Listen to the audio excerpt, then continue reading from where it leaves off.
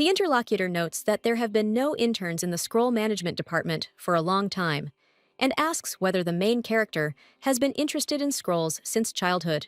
The head of the scroll management department leads the new intern down the hallway, praising their department and saying that there is no department better than theirs. The new intern confirms his boss's words with a smile, agreeing with him. The boss wondered when the last time an intern had visited them, guessing it was about a year ago. The intern jokes to himself that it wasn't a year ago, but exactly 407 days ago. With thoughts of the absent-minded manager, who doesn't even remember the intern's last visit, they continue down the corridor. The new intern ponders what else to expect from the scroll management department, mentally calling it absolutely useless. Describes the peaceful, beautiful empire of Polarwood, founded by dragons. There are many ministries in this empire that work to maintain stability and harmony. Finance, medicine, education, and other institutions are managed by civil servants. Among the many ministries, the unique scroll management department stands out, which is subordinate to both the Magic Tower and the Imperial family. The scroll is considered a magical artifact in the form of parchment imbued with one-time magic. Scrolls are usually used in everyday life or for support in battles. Thanks to the simple activation method, even a person without magic can use the scroll, and this is known to commoners. Crown Prince Kuros Polarwood has a different view and questions whether a scroll management department is needed at all. So the Crown Prince comes up with a plan to send a man to check the department and prove its uselessness and ease of elimination. Thus, I, Kivon Artes, become an intern in the scroll management department to study it from the inside and decide if it is needed. Luckily, it seems pretty simple, because this place is a forgotten corner of the empire where low-ranking employees work. The department is considered useless and unpopular, but even so, working with the scrolls turns out to be easy. The team leader proudly shows off his skills, and the rest of the team applauds him enthusiastically. Kiwon is surprised that the staff are using the office to play Jenga, and mentally notes the level of the team leader. The protagonist ponders to himself where the taxes go, and is asked if he has finished the task. Senior staff member Namiya inquires about his progress and apologizes for the wait. The protagonist realizes that the result of the task is exactly the same as before, and Namiya is clearly unhappy about this. Kivon justifies himself by saying that he doesn't have access yet and therefore couldn't start working. Namiya is surprised that the boss didn't give him access, and Kiwon doubts that this was even thought of and waits to see how she will resolve the issue. She is upset about the situation, saying that things like this happen, and the main character considers the department useless. Namiya promises to take care of access, but Kiwon is dissatisfied with her approach and internally rates her work low. Her name is Namiya Lofi. She has been working here for 3 years, but has not received a promotion due to the lack of new employees. Kiwon notes to himself that Namiya Lofi is Baron Lofi's second daughter. He notices that Namiya is talked about as a genius, but he believes that she is simply responsible. Namiya successfully uses magic to open the door for Kiwon. Kiwon is surprised by what is happening, and Namiya informs him that he can now freely view the scrolls. Kiwon doubts the department's professionalism, and Namiya suggests that he read the scroll himself. Namiya finds Kiwon suspicious, and he justifies himself by saying that he has never seen Valisa's magic before. Namiya wonders how Kiwon, who is unfamiliar with magic, became an employee of the Empire, and wonders about his possible connections. Kiwon jokes, accusing Namiya of trying to confuse the intern. Team leader Suon appears and advises them not to relax because of the appearance of a young, handsome intern. Seowon makes some harsh jokes towards Kiwon, reminding him of the recent Jenga game. Namiya looks thoughtful and unreadable, and Kiwon can't figure out what she's thinking. Namiya asks how many protection scrolls there are in the department and is told 6, after which she is tasked with writing a report on them. Soon is surprised and wonders what these scrolls are for.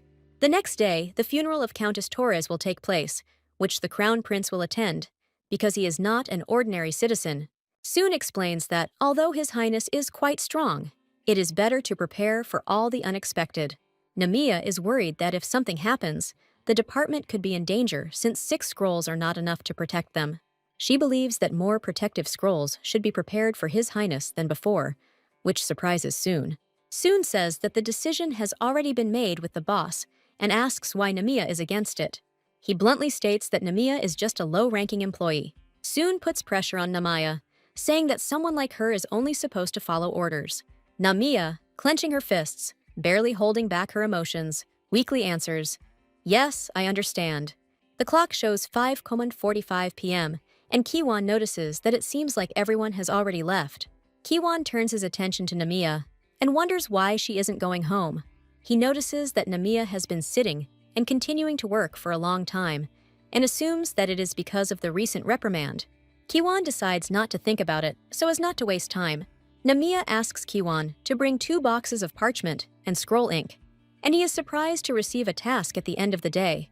Namiya says that they don't have much time and asks him to hurry without even looking at him.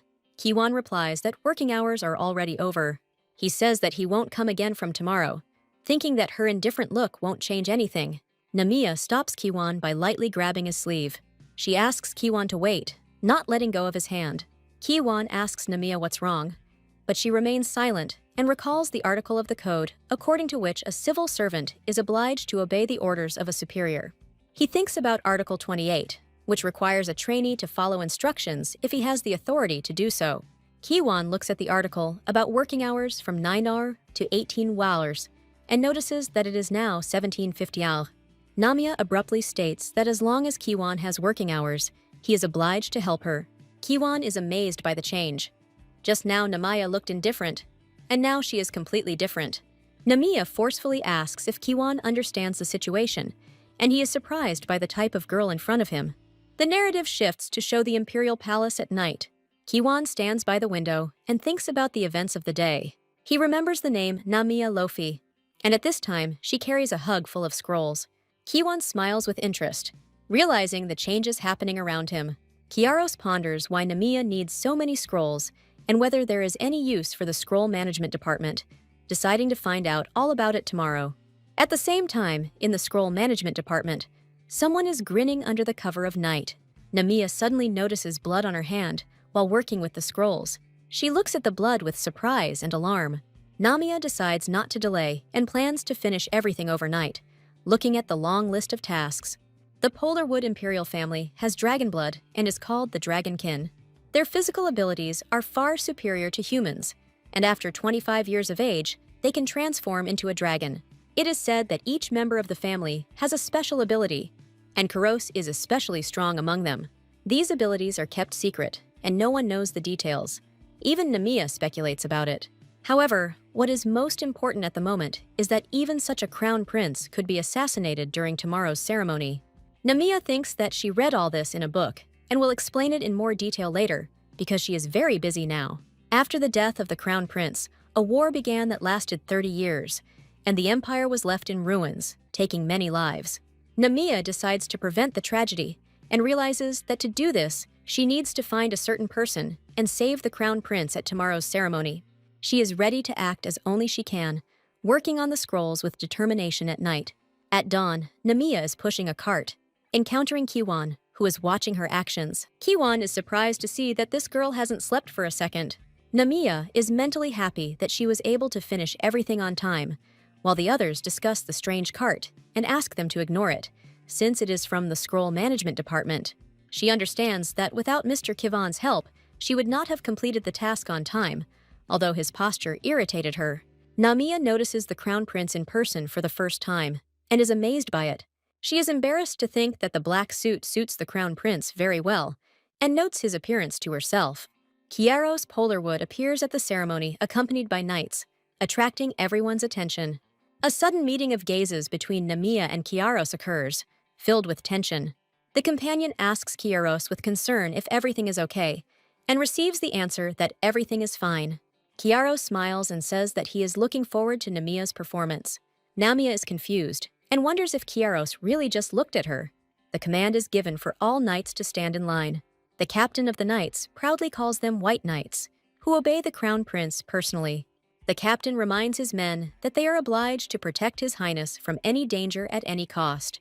One of the knights is worried that Kiaros is capable of defeating 15 knights with his left hand, and wonders if they have a chance to protect him. Another knight adds that Kiaros can dispel a huge boulder with just a light breath of aura, leaving everyone shocked. One of the knights recalls how Kiaros easily ran 100 laps around the training ground, while the others were exhausted after 20. The team of knights feels despondent and wonders if they are useless compared to Kiaros. The captain becomes emotional, shouting at his subordinates that if it's hard for them, then what can we say about him? Because he is forced to constantly report to Kairos. The captain agrees that Kairos does sometimes instill fear, even with his gaze, despite all the efforts of the crew. Namiya watches the knights and thinks that things are not easy for them either. Kairos, with a touch of irony, says that he is sorry to be a burden to them, but reminds them that he is moving behind their backs, urging them to stop whining and move forward. The motorcade moves off, and greetings are heard in honor of the crown prince and wishes for eternal light for the empire. Kairos, sitting in the carriage, reflects that he has been very tired in recent days and now feels very tired. He is surprised and tries to understand what is really happening to him. Kiwon and Namiya discuss the need for more defensive scrolls and are concerned that 6 will not be enough to ensure safety. A mysterious man with a knife appears among the crowd, threatening even the dragonkin with danger. The captain shouts a warning to the crown prince to duck, parrying the attacker's blow. Kairos is shocked that he only noticed the threat after the captain did. All the knights realize the attack and order to protect His Highness and remove the crown prince from the carriage. Kairos panics and doesn't understand what's happening and feels like he can't feel any magic or his own aura. He realizes that he is deprived of both magic and aura and assumes that this is a dark phase. Kairos remembers that there can only be one dark phase in a lifetime and remembers that he already experienced it at the age of 10. At this moment, the second attack begins. A hail of arrows flies at the crown prince. Namiya, gathering her courage, shouts the command to activate the protective scrolls. A coating of magical scrolls is activated around Kairos, stopping deadly arrows. Namiya says with relief that thank God she wasn't late. Kairos looks at her with surprise and wants to say something. Namiya is worried and asks the crown prince if he is injured anywhere. The captain orders the attacker to be held, and a chase begins in the crowd. The commander of the knights gives orders. 2 remain in place. The rest follow him. The command is given to prevent the attacker from escaping at any cost, and Kairos thanks Namiya by shaking her hand. Namiya is amazed at how calm Kairos is, even though he was just on the verge of death. She thinks it's no wonder why Kairos is called the son of the empire. Kairos asks in surprise if she was the one who activated all the scrolls. Namiya realizes that she has used up all her mana by activating 172 scrolls at once and begins to feel ill. The golden-haired knight, pressing his hand to his chest, respectfully acknowledges the courage of his interlocutor. He catches the exhausted girl and anxiously calls her name. The young man panics and notices that the girl has lost consciousness. A confused guy holds a sleeping girl who sleepily mumbles about meat. The girl wakes up in a luxurious hospital bed, enjoying a soft pillow and a healing IV drip. She rises in surprise and looks at the interlocutor who suddenly appeared. Dr. Luca Kless enters the room and checks if the patient is awake. Luca gently scolds her, advising her to get some sleep after using up her mana too much. The doctor is outraged by her poor test results and demands that she establish a proper diet. At night, the girl irritably asks to stop lecturing, and Luca angrily insists on his professional diagnosis. Luca, breathing heavily and holding back his trembling, persuades himself not to lose his temper and asks who paid for the luxurious IV.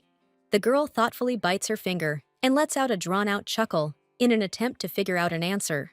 When the crown prince is mentioned, the doctor, adjusting his glasses, sheepishly admits that it was he who prescribed this treatment for her. Hearing the indifference, Luca flares up and menacingly waves his hands over the calm patient. The memory takes them to the academy, where she took first place in the entrance exams, ahead of Luca, who is shaking with frustration. Young Luca surrounds his classmate with copies of himself and loudly promises to beat her on the next test. Lying on the pillow, the girl sadly thinks that only then did she manage to be the first. Luca notices that her family hasn't changed at all, and the girl asks in surprise what he's talking about.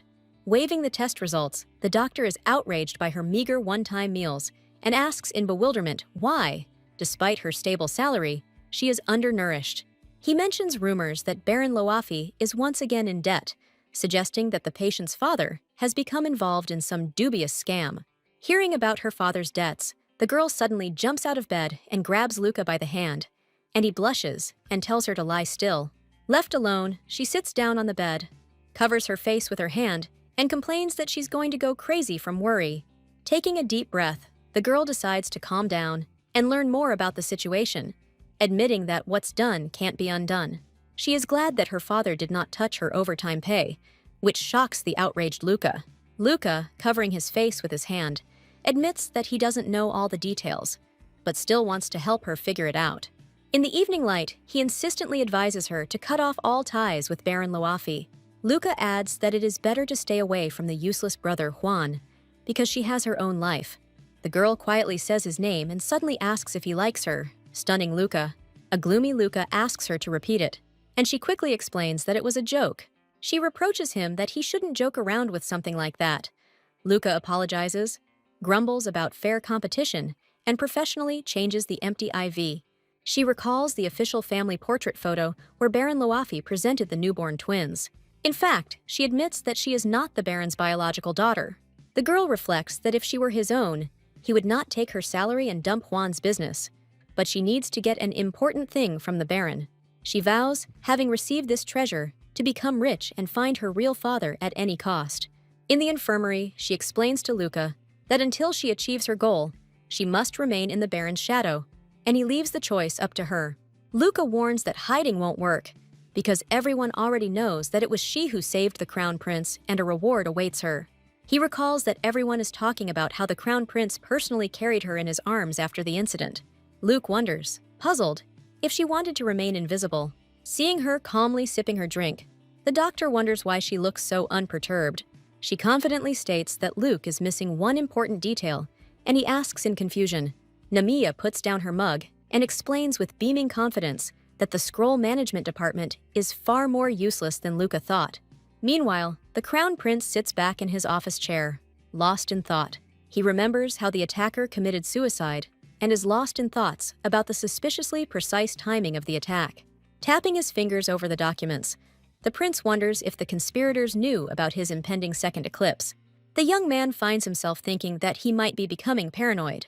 Red eyes strain, it seems to him, as if the enemies know the future. But the servant's voice pulls him out of his thoughts. Assistant Chase Chud, apologizing for the interruption, reports a new report. From the conversation, the prince learns that Namiya Loafi's merit in saving the heir has been officially recognized, and she deserves a reward. He is stunned by the news that a number of ministers are demanding that the girl be disciplined. The prince is informed of the accusation that Namiya has arbitrarily increased the number of protective scrolls, thereby violating the order. The enraged crown prince in his office angrily declares that the courtiers value appearance more than his life. The official, perplexed, says that the management has already decided everything and asks why she is against it. He arrogantly reminds his interlocutor that she is only a low-ranking employee. The crown prince, clasping his fingers, thinks that the true reason for what is happening is much deeper. He agrees to reward Namiya on behalf of the Imperial family and to consider the disciplinary case separately. The mage with long silver hair says that he sent a letter to the head of the tower and is waiting for a response. A shocked Deputy Chase screams when he hears that the message is addressed to the tower's leader himself. The panorama of the magic tower explains that it is an independent center of magic, not interested in imperial affairs. The coat of arms with the dragon emphasizes that, despite independence, an official request has still been sent to the tower. An illustration of the crystals of the four ministries shows their upcoming involvement in the investigation. The Scroll Management Department is subordinate to both the Magic Tower and the Imperial family. The Crown Prince reflects that this is the only department with restricted access for the Imperial family, and admits that he had previously used a false name, but now even that option is unavailable. An hour later, the prince decides to look through the documents of the Scroll Management Department, using magic to summon the data. He is suddenly stopped by a warning that access to the scrolls is prohibited. The initiator is indicated as Namiya Loafi. I remember how Namiya notified her colleagues that one of the department employees would not be showing up from tomorrow. The Crown Prince is surprised that the girl has already blocked access and is mentally amazed at her determination. The prince admits that he expected Namiya to be slow, but she managed to create scrolls overnight and close the path to information.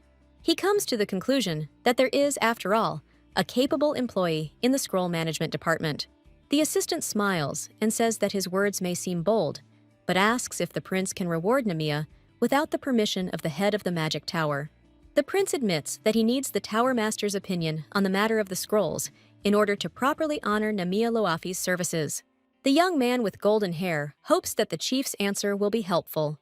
Another character with a sly expression on his face is mentally irritated with his interlocutor. One character laughs loudly and says he doesn't understand anything, while the other looks surprised at his desk. The main character looks at the girl with trepidation, internally surprised by her courage and experiencing the feeling of love for the first time. The characters begin to argue. One tries to explain that everything is not as it seems. The other assures that he understands everything. The brown-eyed guy promises to keep the affair a secret with a serious look, but is told that he didn't understand anything. The man reflects on the assistant's clumsiness and then calls the next customer. A servant enters and announces that Miss Namia Lawari has come to her senses. The assistant explains that the girl has just woken up and receives orders to prepare for a visit to her. The characters are surprised to learn that Miss Namia immediately went to the office after waking up, wondering if she was really human.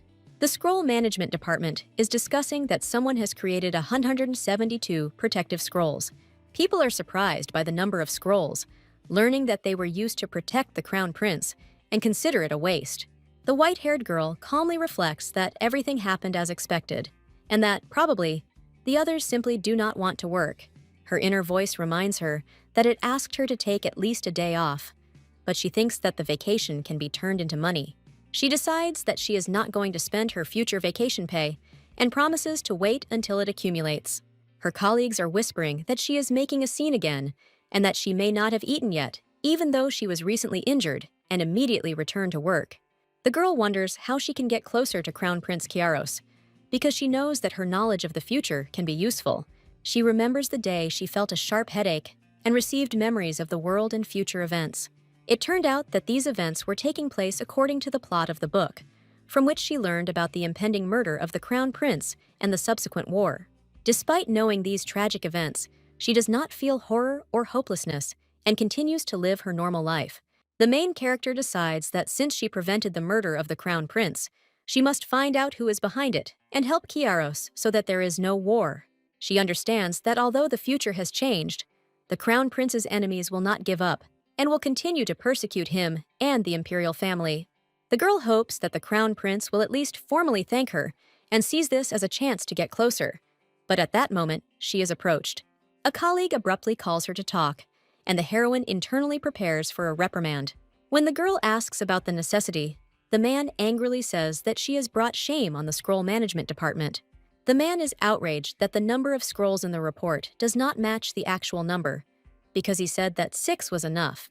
She is then accused of using so many scrolls without permission, and is told that nothing would have happened to the Crown Prince without them. But the heroine thinks to herself that without protection, he would have already died.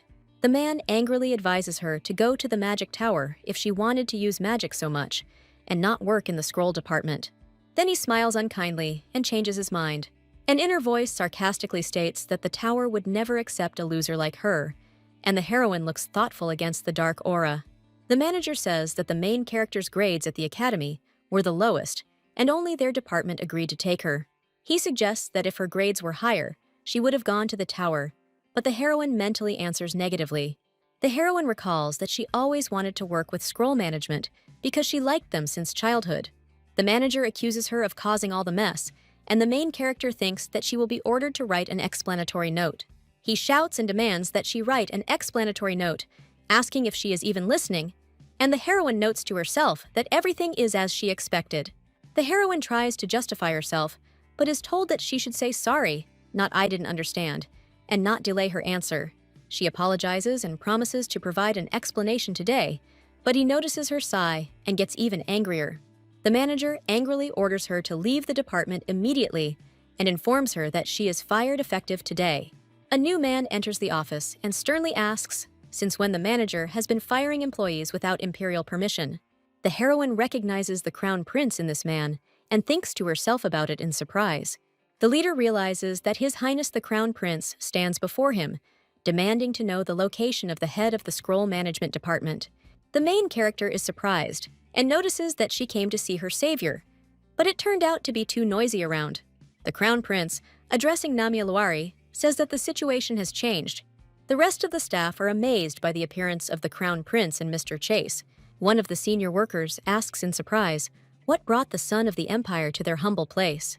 The Crown Prince clarifies whether the order to dismiss a competent employee actually came from the boss, and the department head makes a confused excuse about a disciplinary hearing. The heroine notices with alarm that the atmosphere in the room has changed dramatically and mentally awaits the boss's decision. The Crown Prince asks with a serious expression whether anyone thinks it is fair to punish Miss Namiya, who took risks to save him. His calmness and words exude a threat, and everyone feels the powerful presence of the Draconican. The Crown Prince expresses disappointment that this is not what he wanted, and turns to his companion Chase. Having opened the documents, someone states that the management in the department leaves much to be desired. It is revealed that the team leader, Osan, was spending the department's money on his own needs, and the department head was in collusion with him. The heroine is surprised at how much the Crown Prince managed to learn, although he was never particularly interested in their department. The Crown Prince, placing his hand on the table, says that he no longer intends to tolerate this state of affairs. He officially declares that from now on, he will head the scroll management department, which surprises the heroine. The department's employees are shocked and worried about what awaits them, waiting for written instructions, and some think that this is the end for them. The Crown Prince notes that Miss Namiya Lawari should also follow him. Namiya admits internally that on the one hand, she is glad to be alone with Kiaros, but on the other hand, she is worried.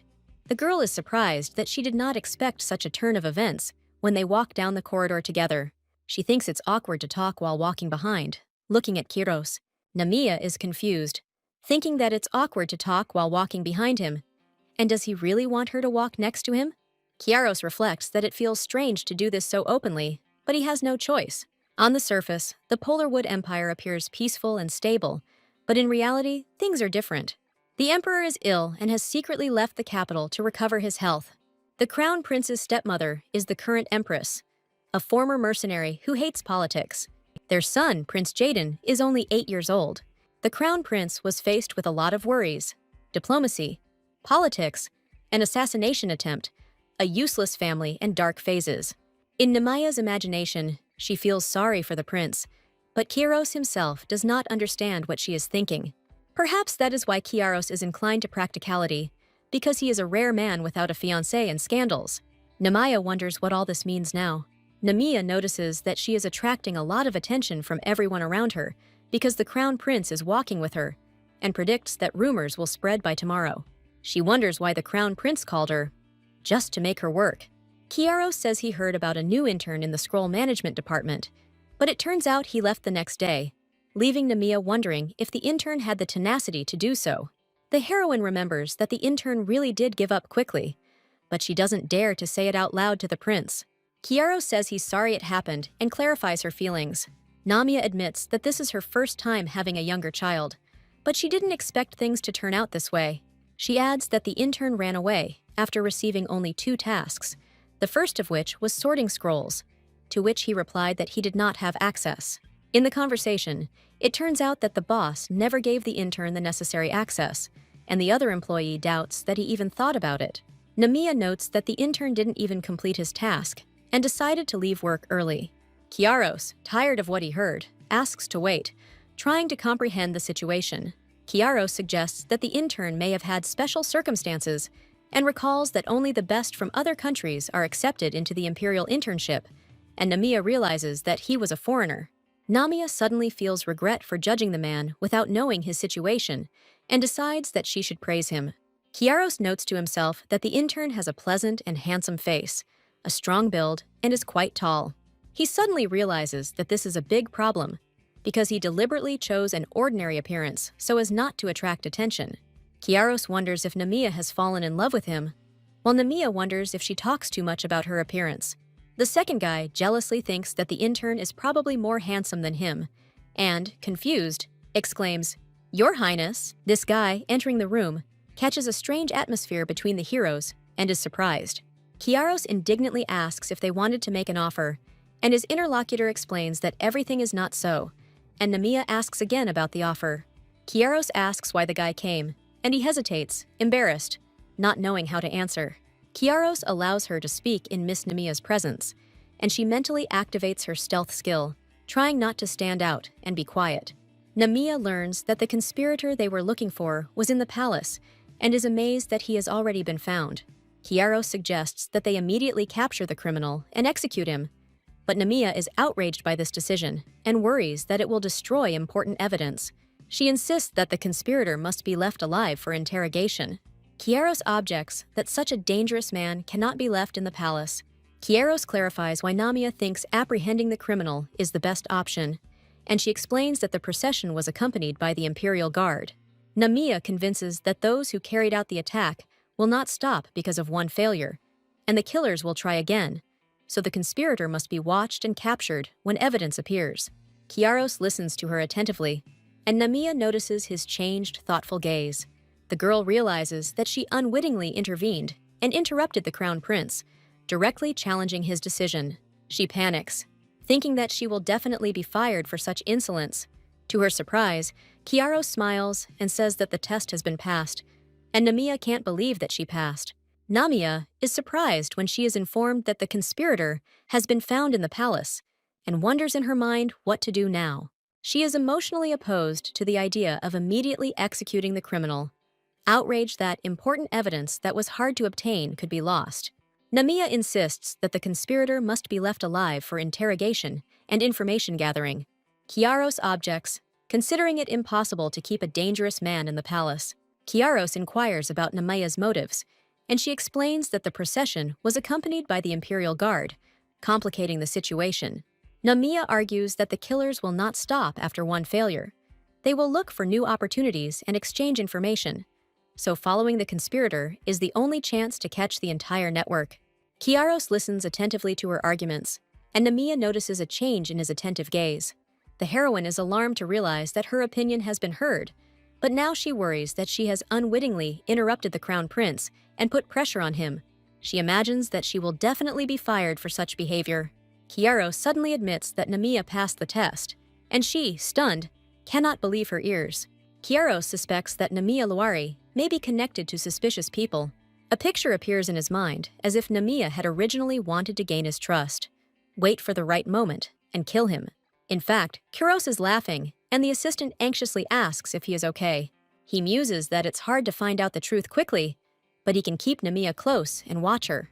Kiaros thinks that even in case of danger, he will be able to transform into a dragon, even in the dark phase. He orders the crows to be contacted, and information gathered about Namiya Lori and Baron Lori, much to the officials' confusion. Shown is the Raven Squad, the prince's reconnaissance group, dressed in black cloaks and masks. It is noted that the ravens are scattered throughout the land and can obtain any necessary information for their master, being his hands and feet. The assistant reflects that this is the first time the crown prince is interested in the girl and asks to gather information about her, although he himself always claimed that he does not need a bride. When girls at the reception besiege Kiaros with questions and invitations, he demonstratively refuses them all, causing surprise among those around him. The young man in uniform thinks with delight about how serious His Highness is towards Lady Namiya. The same young man happily reports that he will learn everything about Lady Namiya, and the blonde man watches him with distrust and mentally notes his strange ideas, but admits that he works well. The blonde girl with blue eyes remembers the name Kuros Polarwood. She is thinking hard that Kiaros is a very difficult person, arranging such tests. The girl presses her fingers to her lips and thinks. The blonde looks away and admits that he is the one who actually takes him seriously. The heroine is scolded as a child for her useless work, and she lowers her head before an adult man. A girl in a dark environment remembers that she lived her whole life for others. In a flashback, the heroine says that the only one who recognized and saw her as she really is was her father, who carefully touches her head. The man suddenly grabs the heroine by the hand, catching her on the run, and she looks at him in surprise. Juan remembers and wonders, pronouncing the name Juan with anxiety. The girl angrily tells Juan that she hasn't returned home for 2 days and asks him not to grab her, but just talk. She turns around and thinks that Juan is her headache and her twin on paper, and he irritably tells how long he was looking for her and what he heard about her meeting with His Highness. Juan indignantly asks if she is really telling her only brother to let her go. The girl calmly replies that it doesn't seem like he was looking for her just out of concern. Juan suddenly remembers an urgent document he needs to prepare by tomorrow. The heroine recalls that Juan always shifted his work onto her, and since childhood at the academy, he relied on her. She reflects on the fact that Juan doesn't actually even know what to do at the Ministry of Finance, even though he always acts confident. The girl thinks with irritation that Juan is a complete idiot when he hastily hands her the papers. Juan whispers to the girl that if he is in trouble, she will be too, leaning towards her with a threatening smile. The girl looks ahead and feels very pathetic. She agrees to do the work, knowing it's stupid, but still carries out the assignment to get the papers ready by the evening. Her brother reminds her that her parents were also looking for her and tells her to go home immediately, and the girl leaves tiredly. Baron Loafi recently borrowed money from different people and advises not to be afraid of bankruptcy because of her salary. The girl thinks that the Baron borrows from everyone. Perhaps that is why this situation arose. She doesn't want to go home because she knows there will be reproaches and talk only about money. The heroine asks herself to be patient a little longer because there is a reason why she became the head of this terrible family. 15 years ago, she lived in the small southern town of Arbin. The girl recalls that her mothers were not around, and according to her father, she left behind huge debts. The man in the cloak gently refuses the girl candy, saying that not today, despite her persistence. Little Namiya admits that she envied children who had a mother. She remembers a simple but cherished plate of eggs, bacon, peas, and potatoes.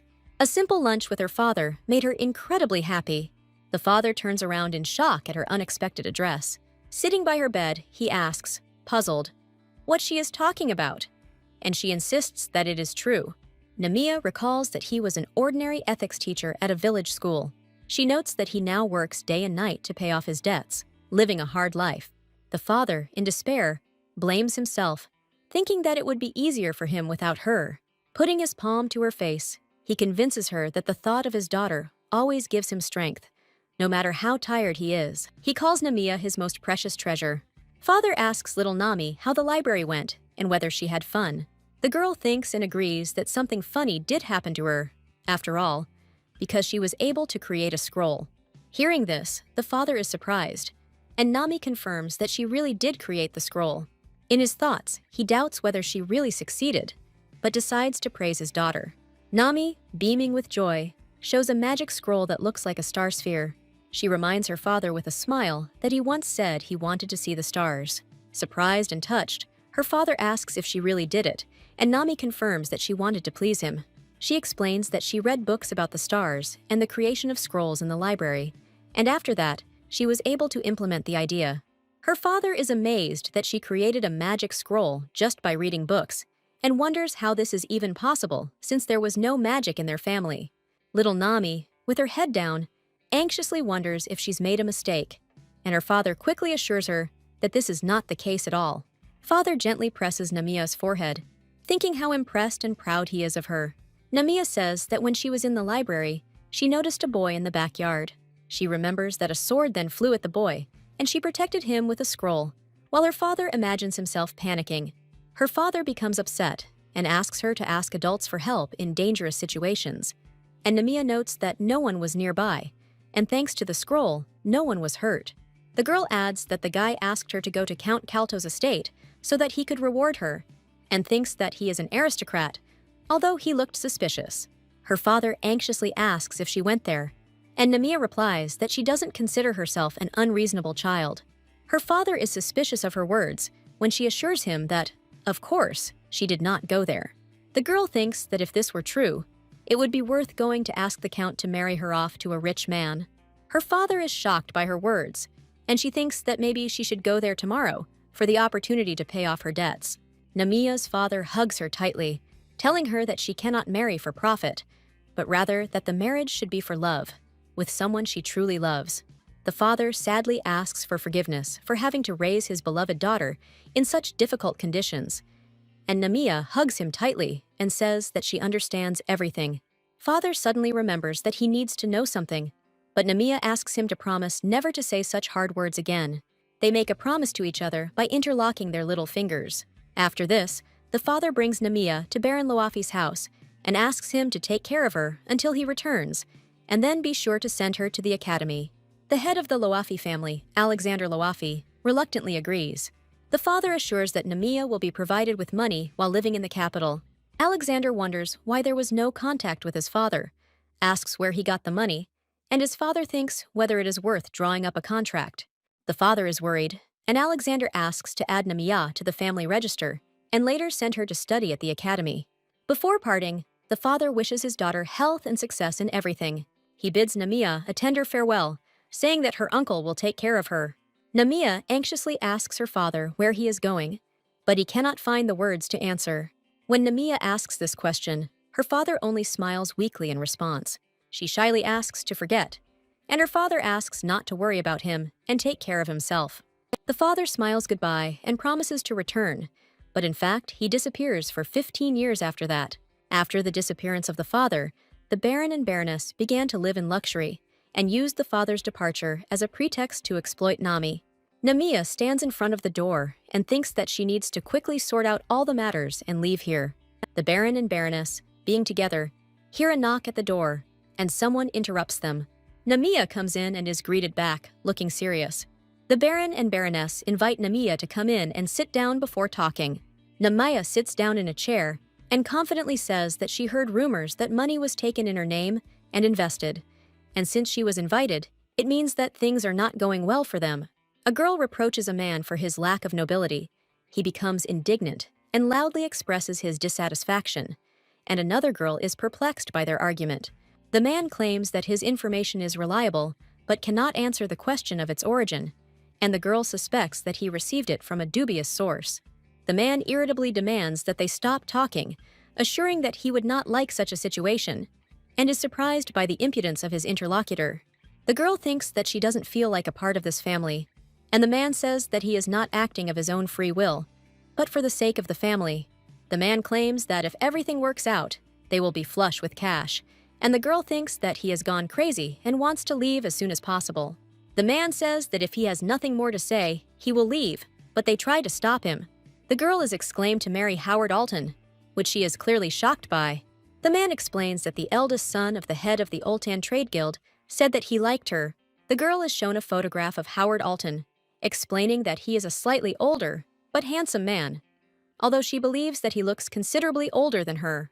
The girl states that she wants to continue working and admits that she does not like Howard Alton at all, asking not to build false illusions. The woman is surprised by the girl's mood and asks to meet the man at least once, emphasizing that he divorced 14 years ago and has had no one. The girl remembers that this man got divorced because of domestic violence and thinks that for old people, such a person is really remarkable. The girl irritably asks where else she can find a better man, and in her thoughts suggests that her aunt marry him herself, since he is so good. The girl says that if the conversation is over, she leaves, reminding them that the debts of adults are their responsibility, and asks them not to try to sell her for repayment. The girl is called by name and asked if she is not interested in where her father went. The man slyly declares that he will tell everything about her father if she agrees to the wedding, and assures that this way she will change her fate by using the money for the search. The man rejoices, asks if she agrees, and is mentally confident that the girl, who cares about her father, will not refuse, and the family's debts will be paid off. The girl calmly announces that she is leaving this house. To the man's surprise, the girl explains that he heard everything correctly and sees no reason to make his life unbearable by announcing his decision. The girl figuratively says that she now has a new lifeline, huge and strong, and shows a young man next to her who supports her. The girl says that she has no more business in this house and heads for the exit, but they try to stop her. She promises herself with a smile that she will only date and marry the man she loves, and notes that she is very picky about her appearance. She takes her leave, stating that there is nothing to thank him for, and mentally notes that she has cut all ties with Baron Lotry. Somewhere a wounded and bloody man sits with his head down, people looking down on him. A young man with a hook in his hand says that someone is one step late, and he is called Your Highness. Someone notices that someone has been here before them, looking at the corpse of a man with a bloody mouth and hands. They say that this man's name was Lenin, and that he worked in the Ministry of Justice. They explain that 10 years ago, Lenin suddenly transferred because he was unable to adapt to his previous department.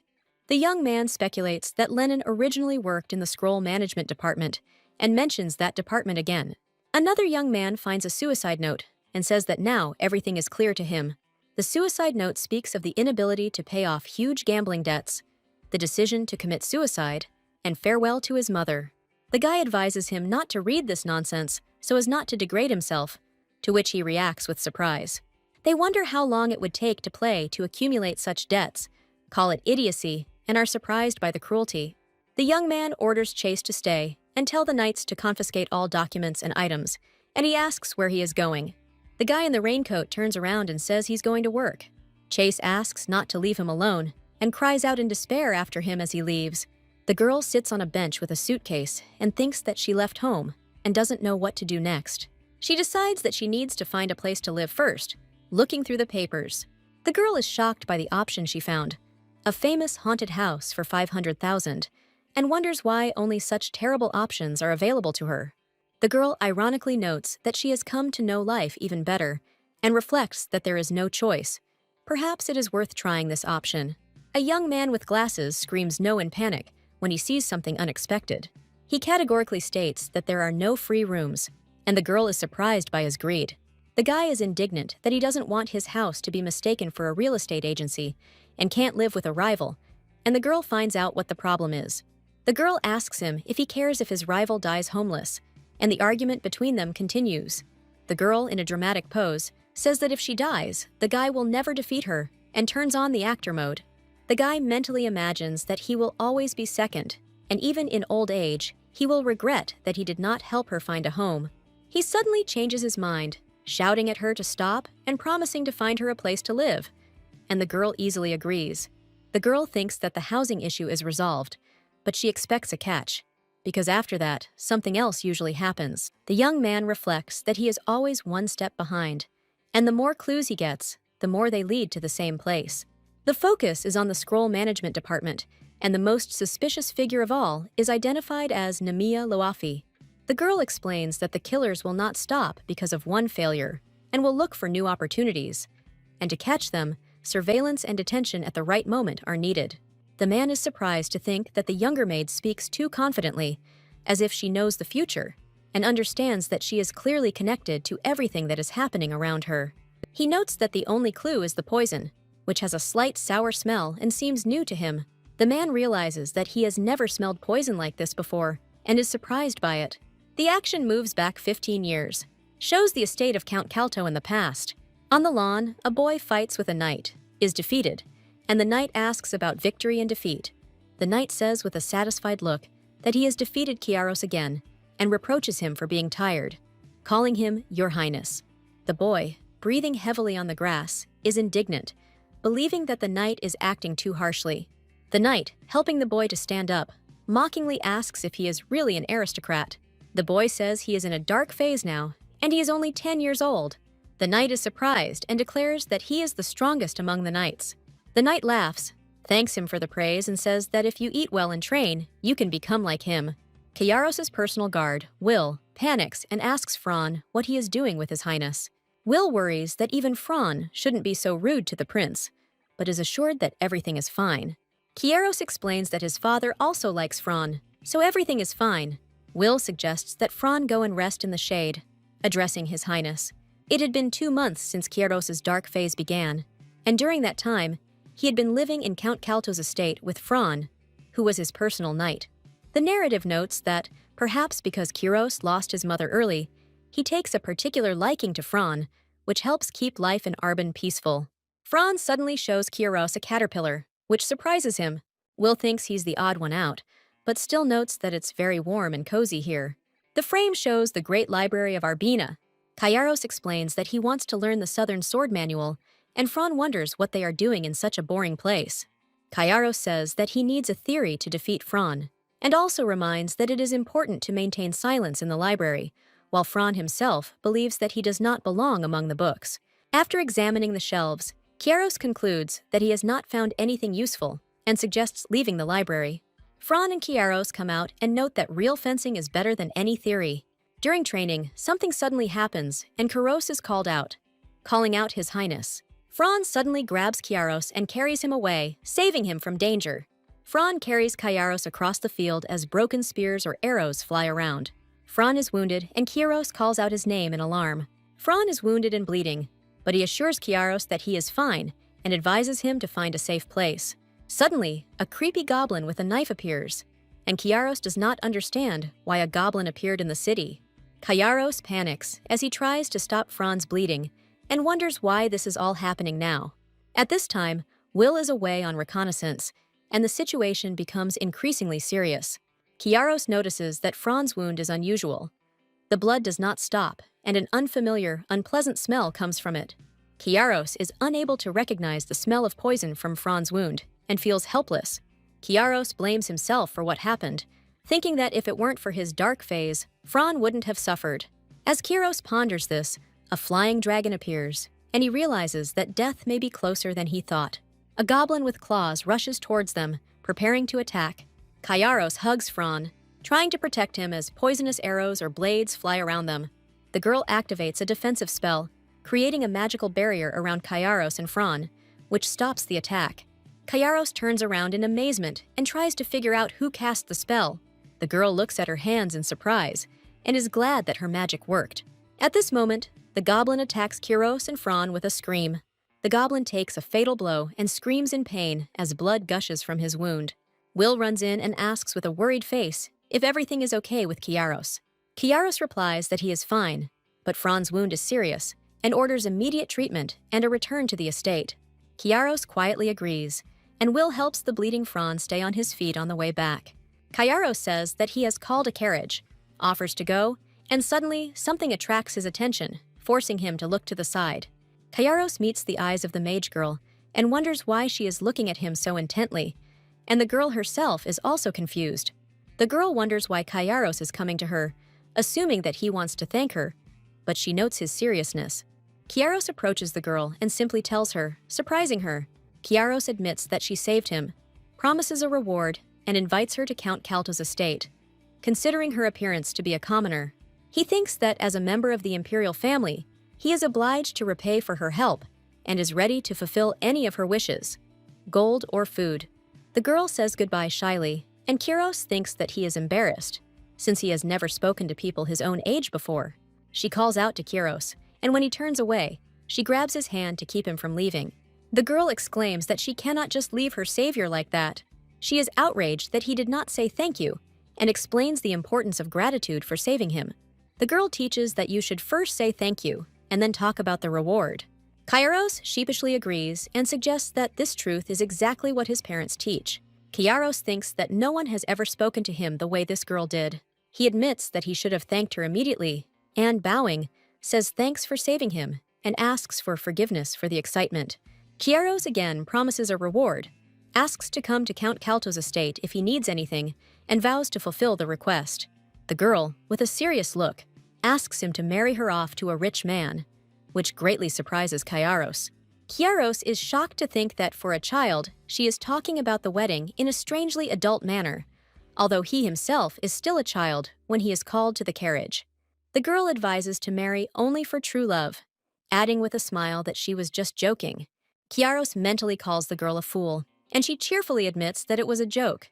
The girl asks Kairos not to tell anyone that she helped him. Night falls, and Count Kalto's estate comes into view.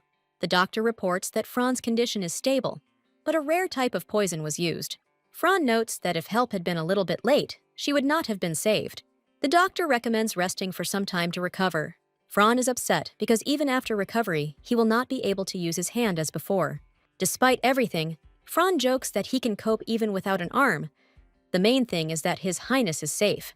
Will asks not to write off the hand too early. It will be able to work almost like a normal person's. Kairos asks what happened to the goblin. Will is surprised by the question, thinking that Kairos would be depressed about what happened to Fran. They explain that such a monster should not have appeared in the city because all monsters were ordered to be destroyed. Kairos notices from the marks on the goblin's body that he was experimented on. He wonders if the goblin is connected to the criminal group his father destroyed, and the adults confirm that the surviving criminals, who are now wanted, are behind it. A boy with golden hair is pondering something near the stairs. The thought of marrying a very rich man appears close to his eyes. A boy asks an adult who is the richest boy his age in the empire. They tell him that this is Crown Prince Kairos Palarvua. The boy, surrounded by roses and glitter, is surprised that he might have to marry this girl himself. He turns to a girl named Fran and asks what she thinks. Fran wakes up in surprise, screaming as to why he fell asleep. Fran apologizes and explains that he always falls asleep when he hears difficult conversations. The boy ponders how Fran came to be in the Order of Knights, suggesting that skill with a sword alone is not enough, and thinks about blackmail or other reasons. A man with blonde hair suddenly enters the room, and the boy reacts with surprise to his appearance, and then recognizes him as Your Majesty. The man in the waistcoat panics and asks if His Majesty should be in the capital and calls for Fran. The blonde man with the royal armband explains that he shouldn't have sent anyone out of the capital, admitting that he was scared when he heard about the injury. Fran acknowledges His Majesty, who, with a smile, calls the red-haired guy a bear cub. One of the men asks sadly if it is okay to behave like this in front of everyone, and the boy with golden hair greets his father. The royal man thanks Fran for saving his son and says that he will now take care of his recovery. A man and a boy are walking down the hallway, and the boy asks when he is going to propose to Fran. The royal man reacts to the question with surprise, and the boy is surprised that he thought he didn't know. Another guy recalls that one of them sent Fran love letters every day and even came to her for no reason. The boy accuses Kieros of staring at Fran when they meet and says that his mother died long ago. Kieros covers his face with his hands in embarrassment, and his interlocutor asks why he is embarrassed, since he has already done all this. The man says that when Fran recovers, they will return to the capital together, and it is time to choose a bride, and the boy is surprised by the word bride. The man clarifies that he is not going to force her to marry him just because the boy is the crown prince, and asks if he has taken a liking to any of the young ladies. The blonde suddenly exclaims joyfully that he understood something important. The boy mentally decides that there is no one special yet, so he must behave as usual. The man assumes that he is simply hiding his crush and admits that he knows nothing about the girl. The boy asks Kieros in surprise how he could fall in love with her, and he replies that she is the one who saved him. The boy explains that he wants to take on more responsibility than just being crown prince. The man agrees with a smile if the girl wishes it and says that it is right.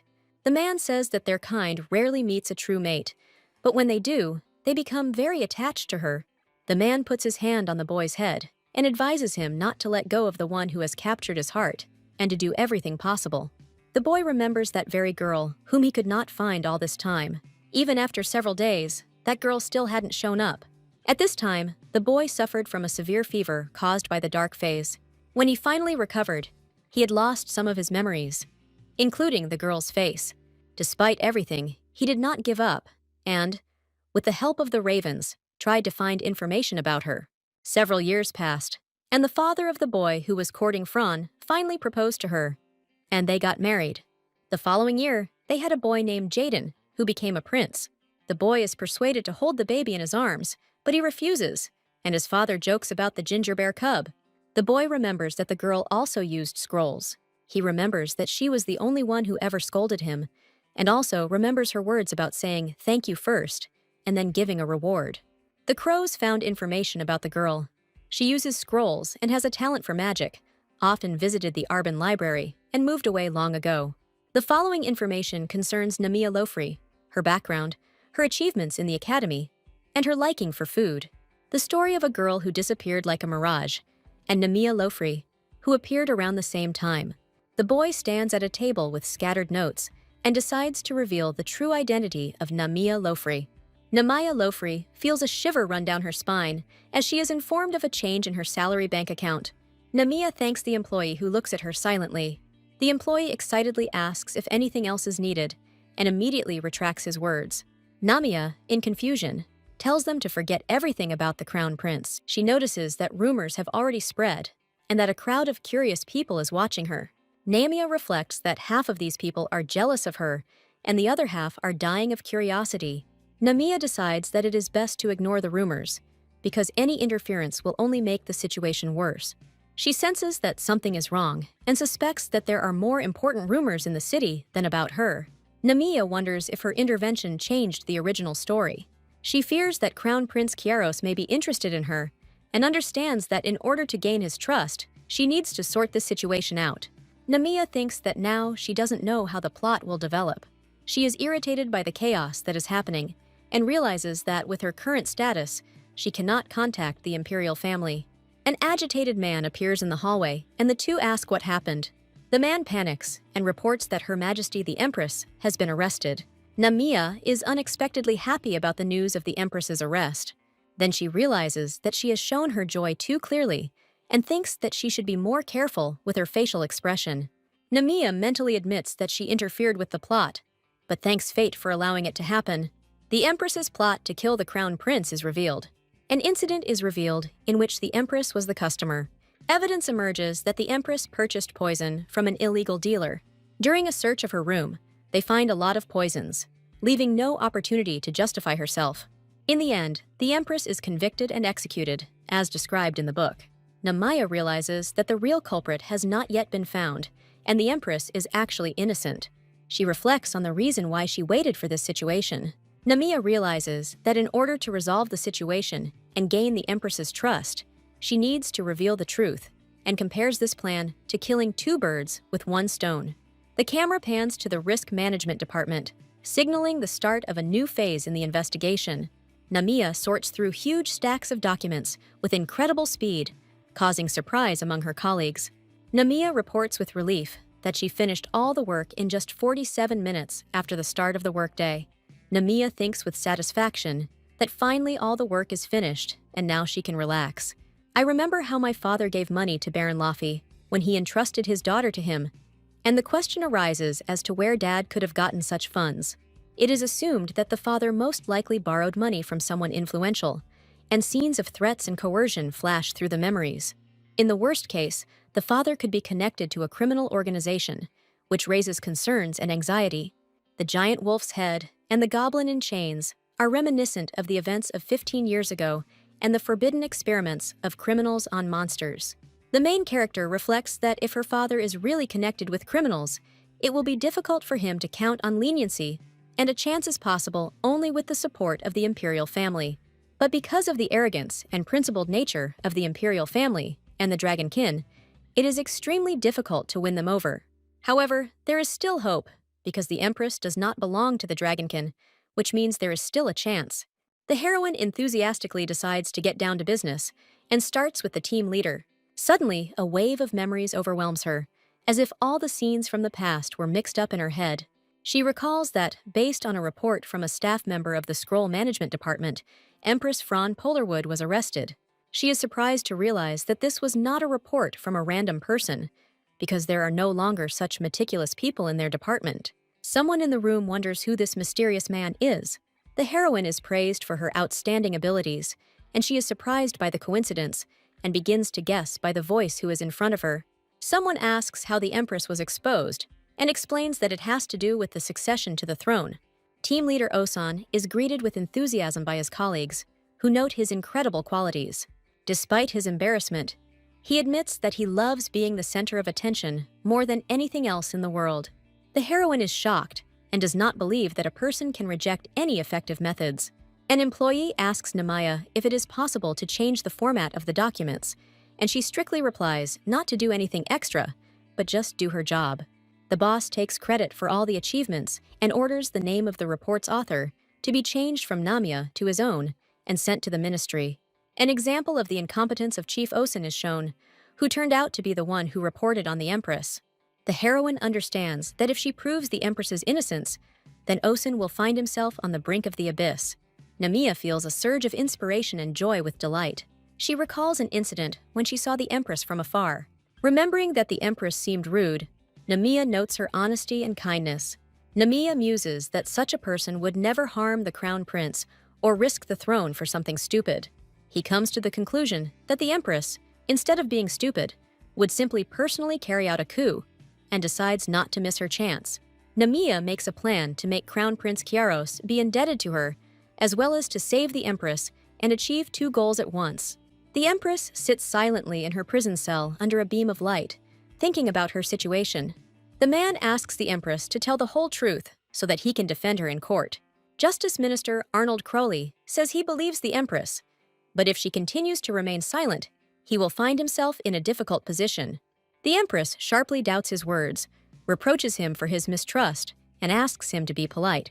The minister demands that the Empress tell him the truth if she is truly innocent. The man makes an accusation. Why did she keep so much poison, showing a tiny container? The minister excitedly replies that he cannot tell the whole truth. The Empress is shown to be in a very bad situation.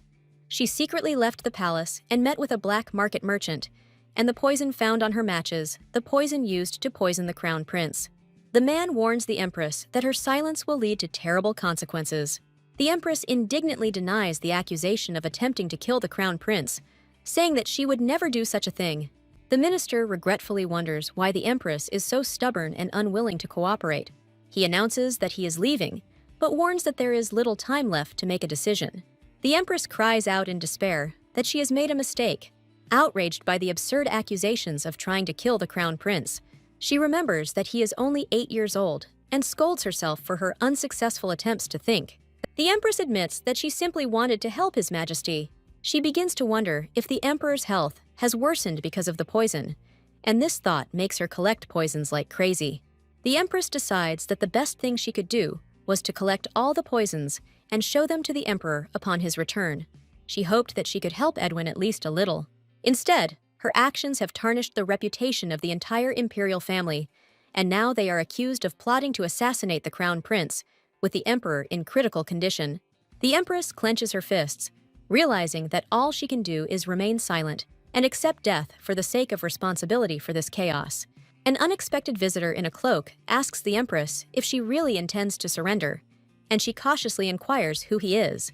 The guest introduces herself as Nanya Loafi from the Scroll Management Department and says that time is short, so she gets straight to the point. Namiya confidently states that she knows how to win the case. The Empress coldly refuses to trust Nanya and questions why she should be trusted at all. Namiya notes to herself that she is impressed by the strength of the Empress, who was previously called the strongest knight. The Empress is cautiously wondering who this girl Nanya Loafi is and how she sees the situation. The Empress recalls that usually people are frightened by her gaze, but Nanya remained absolutely calm. The Empress mentally acknowledges that this girl is indeed strong. Despite her outward bravery, Namiya herself is deeply afraid inside, trembling like an aspen leaf. Namiya compares the pressure emanating from the Empress to a predator watching its prey, particularly highlighting her intimidating face. Namiya mentally decides that she cannot back down, and reminds the Empress out loud that she recently doubted her trust, and now she is ready to prove her knowledge of the Emperor's illness.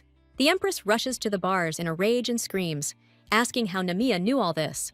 Namiya calmly says that this is not all she can do to help, and warns that without her help, the court will force the Empress to admit her guilt.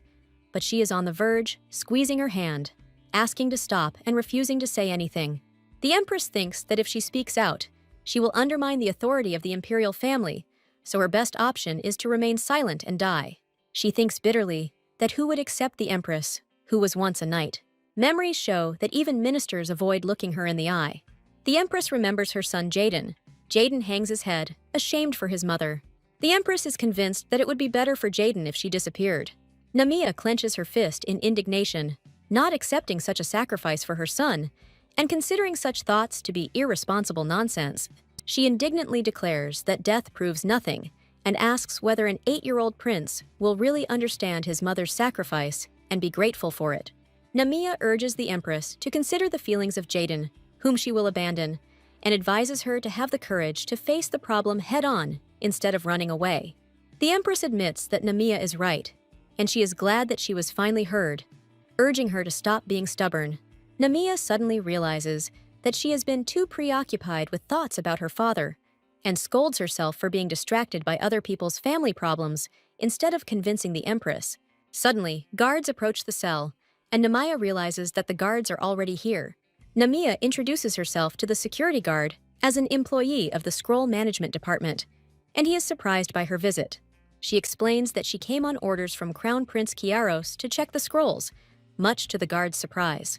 The guard doubts whether the prince could really give such an order, and Namiya confirms that he is capable of it.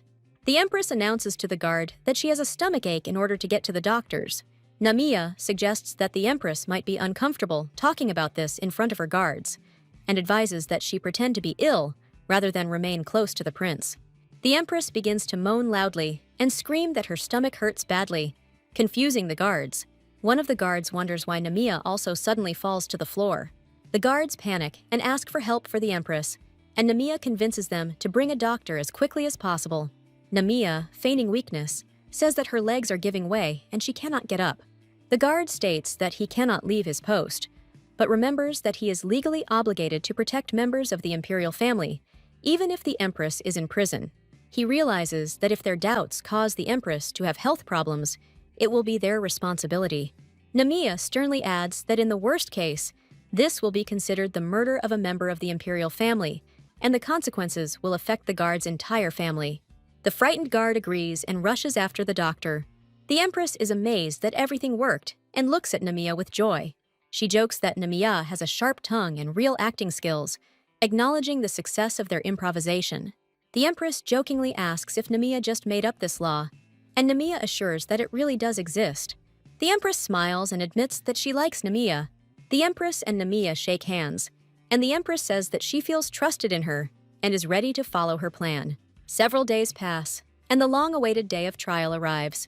By morning, someone remembers with alarm that Her Majesty's trial will begin in the morning. The Crown Prince is confident in the Empress's innocence and thinks that she was simply drawn into something bad. The Crown Prince remembers how, since childhood, she always protected him and was a simple, straightforward person who did not know how to lie. At the same time, he desperately realizes that he can do nothing to save her. Even an attempt to meet her failed due to the seriousness of the accusations. The Minister of Justice was unable to help in any way, and the Empress remained silent the entire time, so the Crown Prince was left with only one thing to do: send an urgent message to the Emperor with the news that the trial was about to begin. The Crown Prince sits at the table and despairingly admits his powerlessness. A servant comes in and announces that the Empress's trial is about to begin. The Crown Prince, gathering his strength, replies that he understands and prepares to go.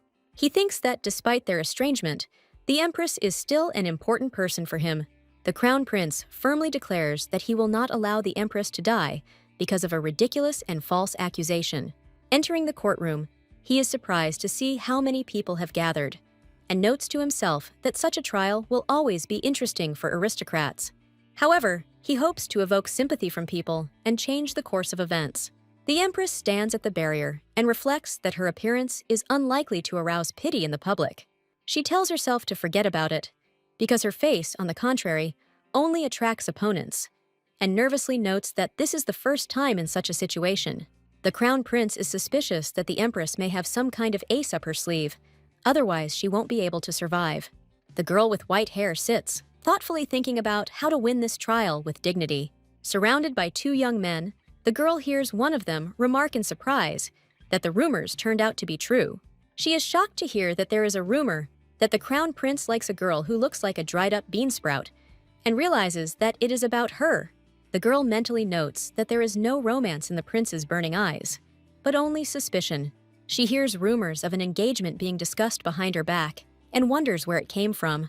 The girl finds out that the reason for the rumors is a colleague named Deborah, who only smiled carelessly when asked about the relationship. She tries to shy away from the topic, wondering how she could possibly think of romance when she saw that expression on his face. Two men are discussing a girl's upcoming wedding, causing her to clutch her head. The girl reflects that there is nothing good in such a relationship with the Crown Prince, although she has no choice. Surrounded by her friends, she wearily thinks that because of all this talk about marriage, in reality, there will be no wedding. Kiaros reflects on the bravery of the Scroll Management Department team leader, who will be testifying. He looks at the man suspiciously, wondering what he is up to. One of the men comments with delight that the Crown Prince is looking at Lady Namiya with such passion, while Kiaros is displeased with his reaction. The man says that there are a lot of weddings in the city now, and reservations are booked up a year in advance, which surprises Kiaros. Kiaros is surprised to realize that if Namiya really is the girl from his childhood, then the wedding will happen anyway. A happy wedding scene between Kiaros and Namiya is shown, where he wonders if they should reserve a place now. Kiaros finds the idea of reserving a place quite rational. The assistant enthusiastically promises to organize everything and reserve a place for the wedding. The court hearing begins in a huge, bright hall. Judge Arnold Crowley calls for everyone to rise, announcing the start of trial. A girl testifies at a trial about a plot to assassinate Crown Prince Kiros Polarwood. The accused turns out to be the Empress of Fron Polarwood, who is led out in handcuffs. The witness is called to come behind the stand and introduce himself. He identifies himself as Osen, head of the Scroll Management Bureau Department. The witness is asked to describe the incident and begins by saying that he first heard about it at dinner. Osan says that the shop owner then told him something unusual. A witness recounts that he heard that the Empress bought poison at the black market across the street. Osan admits that at first he did not believe this story, but one day he witnessed a suspicious meeting. He is worried that his accusation will be considered slander against the Imperial family. However, continuing his testimony, he states that as a servant of the crown, he cannot allow fear to outweigh duty. Kyaros comments that such a public appearance will come back to haunt Osan when the truth comes out, and his companion is surprised by such directness. A witness states that the Empress has purchased poison that is fatal to members of the Imperial family and considers it an attempted murder, but the judge cuts off his personal comments. The judge asks the Empress whether she confirms the charges, and she answers in the negative.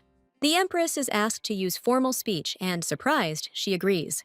One of the spectators in the hall remarks that if things continue in this spirit, the Empress will definitely lose the trial, and the judge is interested in the purpose of acquiring the poison. The Empress begins to get confused in her explanations and often looks back, arousing suspicion among those present. In response to the question, the Empress replies that it was just a special operation. The judge clarifies against whom exactly this special operation was directed. The Empress replies that, of course, she is against Osan, which shocks him. Osan is indignant and declares that he is not lying and has indeed seen the Empress many times, despite her claims that she only went out on weekdays. The Empress asks doubtfully what the civil servant was doing there during working hours. Osan indignantly replies that his working hours have nothing to do with absenteeism, and that he did not skip work. The Empress asks how Osan's investigation is justified even if his words are true, and an argument about the articles of the charter begins. The judge reminds that members of the Imperial family have the authority to supervise civil servants. The judge clarifies that, according to the law, with the permission of a member of the Imperial family, a knight has the right to conduct an investigation into a suspicious person. The Empress, recalling the law, declares that she remains a knight of the Empire and has the right to conduct an investigation according to the law. Kyaros is amazed to think that the Empress actually remembered all these laws. The atmosphere in the courtroom changes, and the audience no longer ridicules the Empress, but begins to whisper respectfully. Viewers begin to doubt Osan's testimony and discuss whether he could have simply gone to a bar during the workday. The Empress's supporters are becoming confident that perhaps the trial will proceed in a way that suits them. But the Empress herself is outraged that she has to defend herself against an ordinary employee. When asked about his intuition, Osan begins to justify himself by saying that he has an excellent sense of smell and that his guess was formed due to a random coincidence of circumstances. The sound of a gavel hitting the podium is heard. The judge calls for silence and order after the emotional remarks of the participants. The courtroom announces a recess. The hearing will resume in an hour, and everyone begins to disperse down the hallway. Kyaros reflects that he was sure of the Empress's quick guilt, but now doubts the outcome and suspects that Namiya did something. He wonders why Namiya is helping the Empress and asks himself this question. He speculates that perhaps her motive is fame, but suspects that the reason may be even more interesting, and the Empress asks the guards to let her go to the toilet. Namiya is mentally glad that she handed over an important scroll to the Empress at the right moment. In the cell, the Empress despairs that she cannot cope with the large amount of information. Namiya advises her to remember as much as she can.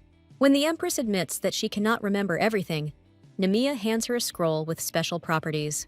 Namiya explains that this scroll allows one to use telepathy to communicate mentally freely over a short distance. She temporarily declares herself the Empress's lawyer and promises to defend her in court.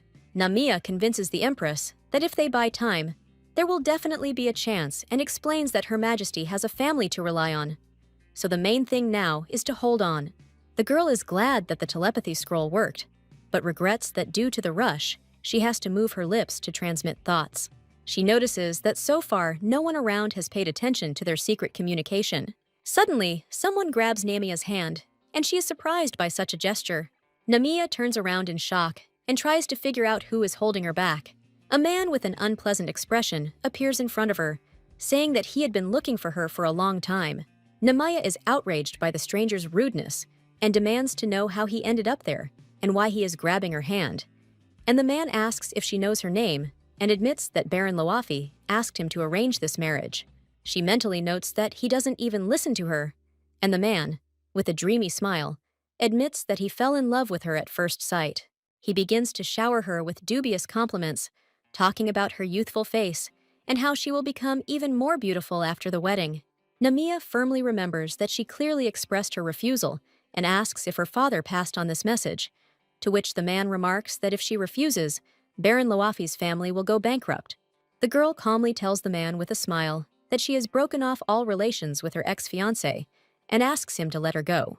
The man boasts that he is now not just a rich merchant, but has bought himself the title of baron and become an aristocrat. He persistently asks her what she thinks about his candidacy and does not let go of her hand. Namiya agrees outwardly calmly, but mentally sneers that he's worth it if she gets sick from breakfast. The man suddenly changes his expression to angry, feeling growing irritation. In her mind, Namiya calls him a penniless poor man who only borrows money from everyone after buying the title, while he squeezes her hand even tighter. Namiya painfully reminds him that she has no intention of getting married, but her words are ignored. The man angrily shouts that she still doesn't understand and swings at her. Someone's hand quickly stops the man and prevents him from hitting Namiya. Namiya looks up in surprise, and the unknown rescuer asks excitedly if she is injured. Kiwon intervenes in what is happening, reproaching the man for being overly dramatic and making a scene in public.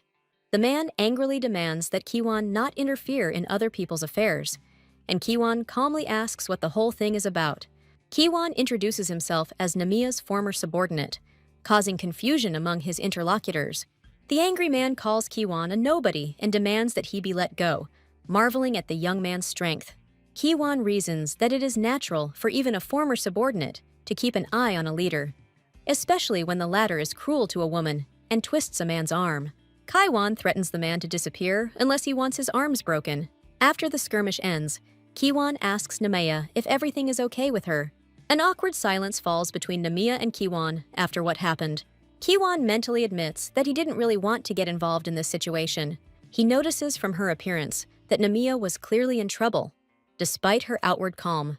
The silver-haired girl addresses Mr. Kiwon. She is surprised that the guy ran away and ended up here and not in his home country. The girl understands that the guy doesn't speak their language well because he speaks with mistakes and is considered a foreigner. She speculates that the guy must have been memorizing entire phrases, which is why he has a limited vocabulary, and the guy looks upset. The girl thanks him for his help, thinks she could have helped more, and promises to treat him better. The guy is inwardly glad that everything has been resolved, but notices her strange look and says that there is nothing to be thankful for. The guy asks Miss Namiya if she's going to get married. She is surprised by the question. The girl recalls that the guy overheard her talking about not getting married. She replies that she is not against marriage itself, since she has already been asked, and the guy, surprised, asks why. The girl explains that the family forced the groom on her because of money, and the guy remains thoughtfully silent. The girl is surprised by the question about her opinion about the wedding with the crown prince and asks why they are asking about Prince Kiros. The guy explains that in his home country, it is customary to talk about a hypothetical marriage with members of the ruling family, and the girl is perplexed by such a tradition. The girl thoughtfully begins to answer, "What if we are talking about Prince Kiaros?" She admits that if it were possible, she would marry him. The girl mentally notes that even though she said this, marrying a prince is a fairy tale, and that she will never marry the crown prince. The girl notices that the trial is about to start again. The guy says he has to go. The girl thanks him with a smile for the help he gave her. The guy looks at the girl with surprise and embarrassment. The guy, sitting down near a bench, among the flowers, reflects that such feelings are not at all typical of him. The girl says gloomily that it's just disgusting. She is at a loss to think what Howard Olton is doing here. The girl suspects that Howard Olton could have been sent to Loafi because they do not give up after one defeat, and he is no different from them. Kiwon appears and intervenes in the situation, commenting on the drama of what is happening, and the girl turns to him in surprise. The girl decides that if it weren't for Kiwon, everything would have ended very badly. In the spacious hall, someone calls out to Namiya, and she responds in surprise. Team leader Osen calls the girl to come to him urgently. A girl comes out into the street to meet a man and asks what he needs, and he is outraged by her rudeness. The man says that he has always cared for Namiya, and she listens in surprise. He recalls how he once believed in her abilities and gave her a chance, but the girl herself calls it an abuse of power, because he forced her to work for him. The team leader asks Namiya to make a teleportation scroll for him with a smile, and she thinks that something is wrong with it. The man explains that it's only for a short time, just to get outside the Imperial Palace, and Namiya advises him to walk, as it will be more useful. It shows that making a teleportation scroll is not difficult, but it has too small a radius, so it is ineffective. A male voice irritably demands silence, interrupting the previous explanations. The man shouts that he knows everything himself and demands that they simply make a scroll. He justifies himself by saying that he is not asking for anything complicated. He just needs to get out of the palace, and Namiya is surprised by his intentions. She guesses that he wants to escape during the trial, although he is only a witness, and the man again urges her to fulfill the request, threatening her position. Namiya calmly explains that it's not that she doesn't want to, but that she simply can't do it. The girl agrees that without connections and skills, it is difficult for her to behave like an important person, and she is used to putting up with a lot. Namiya says that of course she was once able to make more than 160 scrolls and even save the crown prince, but it almost led to her punishment, so she can't repeat it again. The man sarcastically apologizes to Namiya and asks if she is happy now. The guy says, confused, that he doesn't understand what you're talking about, and then tries to turn to Namiya. Namiya calmly tells the man that she cannot help him because the trial is about to start and she has to go. The man angrily shouts where she's going. The blonde hopes he's not late. The blonde, having changed his appearance again, hurries forward. Someone calls out to Namiya sharply, asking if she's finished chatting, and the blonde listens in, recognizing the voice.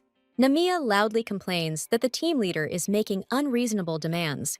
The man raises his hand and yells at Namiya for daring to contradict him. Namiya is scared and thinks that he is going to hit her now, and wonders how many more times this will happen. She is surprised that they won't beat her, because she was ready for the blow. She feels her back burning instead of her cheek, because Kiros appeared from behind with a terrifying aura, and the man begins to make excuses. The prince turns to Miss Loafi and checks to see if she is injured. Kiaros offers to escort Namiya to the courtroom, and she thanks him for his help.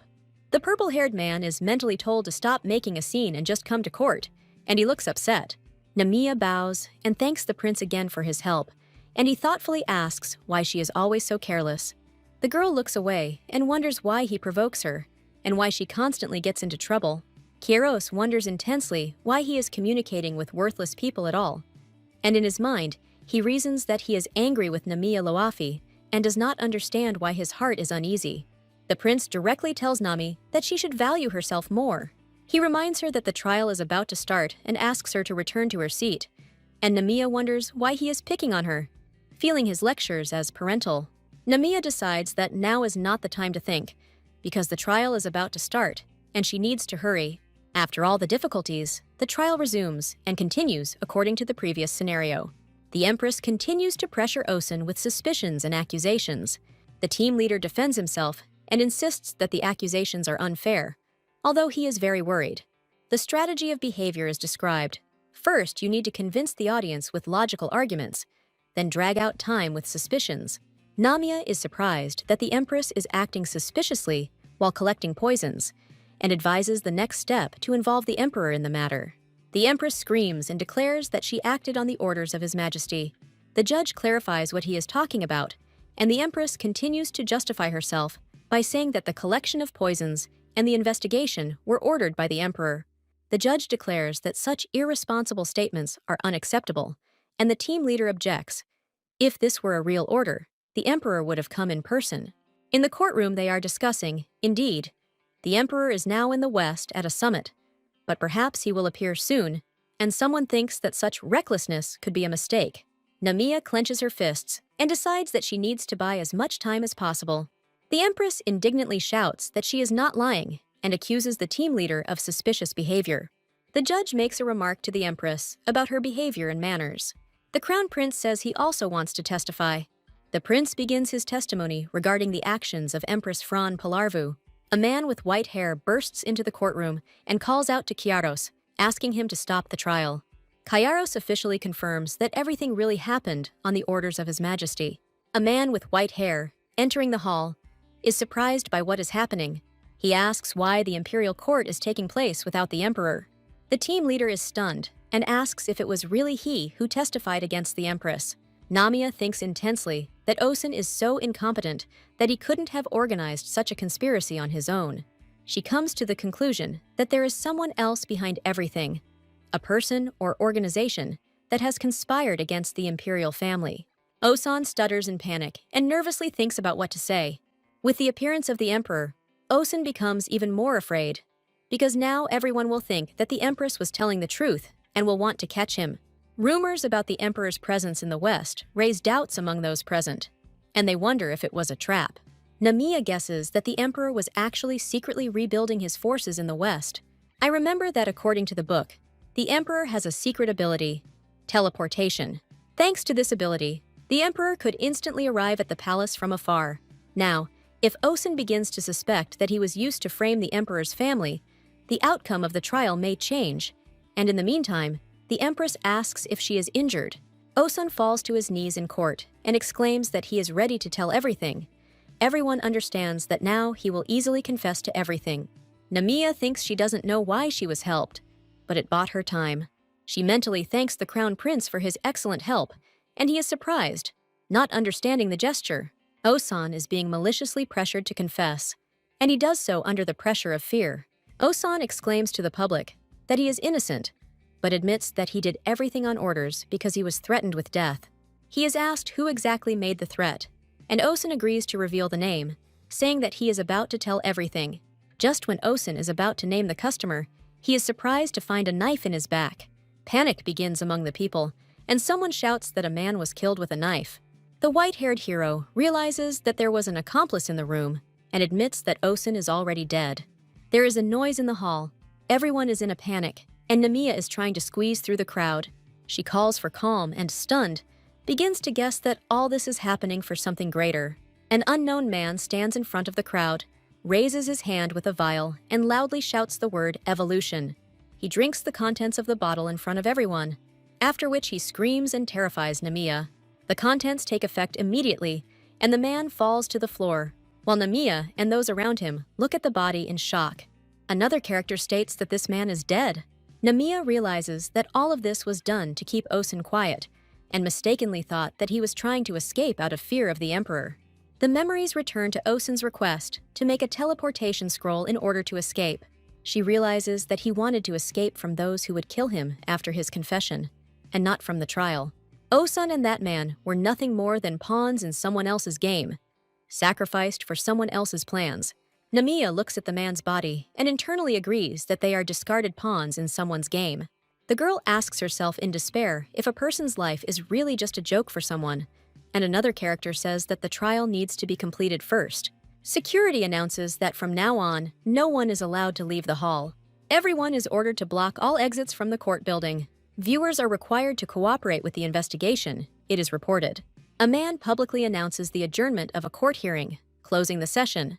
The trial ends in chaos, and the Empress is then acquitted due to insufficient evidence and the death of a witness. All those present at the trial are thoroughly searched. Namiya notices that the line to be searched is moving incredibly slowly and wonders why there is only one person doing it. The soldier calls Miss Namiya Lawafi and tells her that she is asked to go to the Empress. Namiya meets the Empress at the awards ceremony and notes that she expected something like this. Empress Fran Polarwood enjoys food with pleasure, believing that food tastes better after hard work. Emperor Edwin Polarwood warns of choking hazards and advises eating more slowly.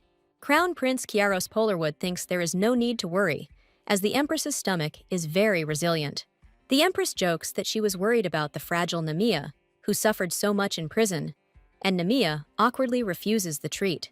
Namiya internally advises not to believe the words of the Empress, who theatrically asks for more and eat merrily. A majestic building appears, a magical bathhouse. In the magic tower, several magicians are busy working at a table, surrounded by books and potions. The door to the laboratory swings open, and the head of the tower enters the room, greeting the students. The students joyfully greet the head of the tower, are indignant at the accumulated work, and immediately ask to check their work. A mage with long white hair notices that he has been gone for ages and has hundreds of pages of magical reports to check. The tower leader turns away tiredly and says that he will check everything later, despite the students' requests to stay. The younger mage asks if the journey was successful, and the tower leader reluctantly confirms.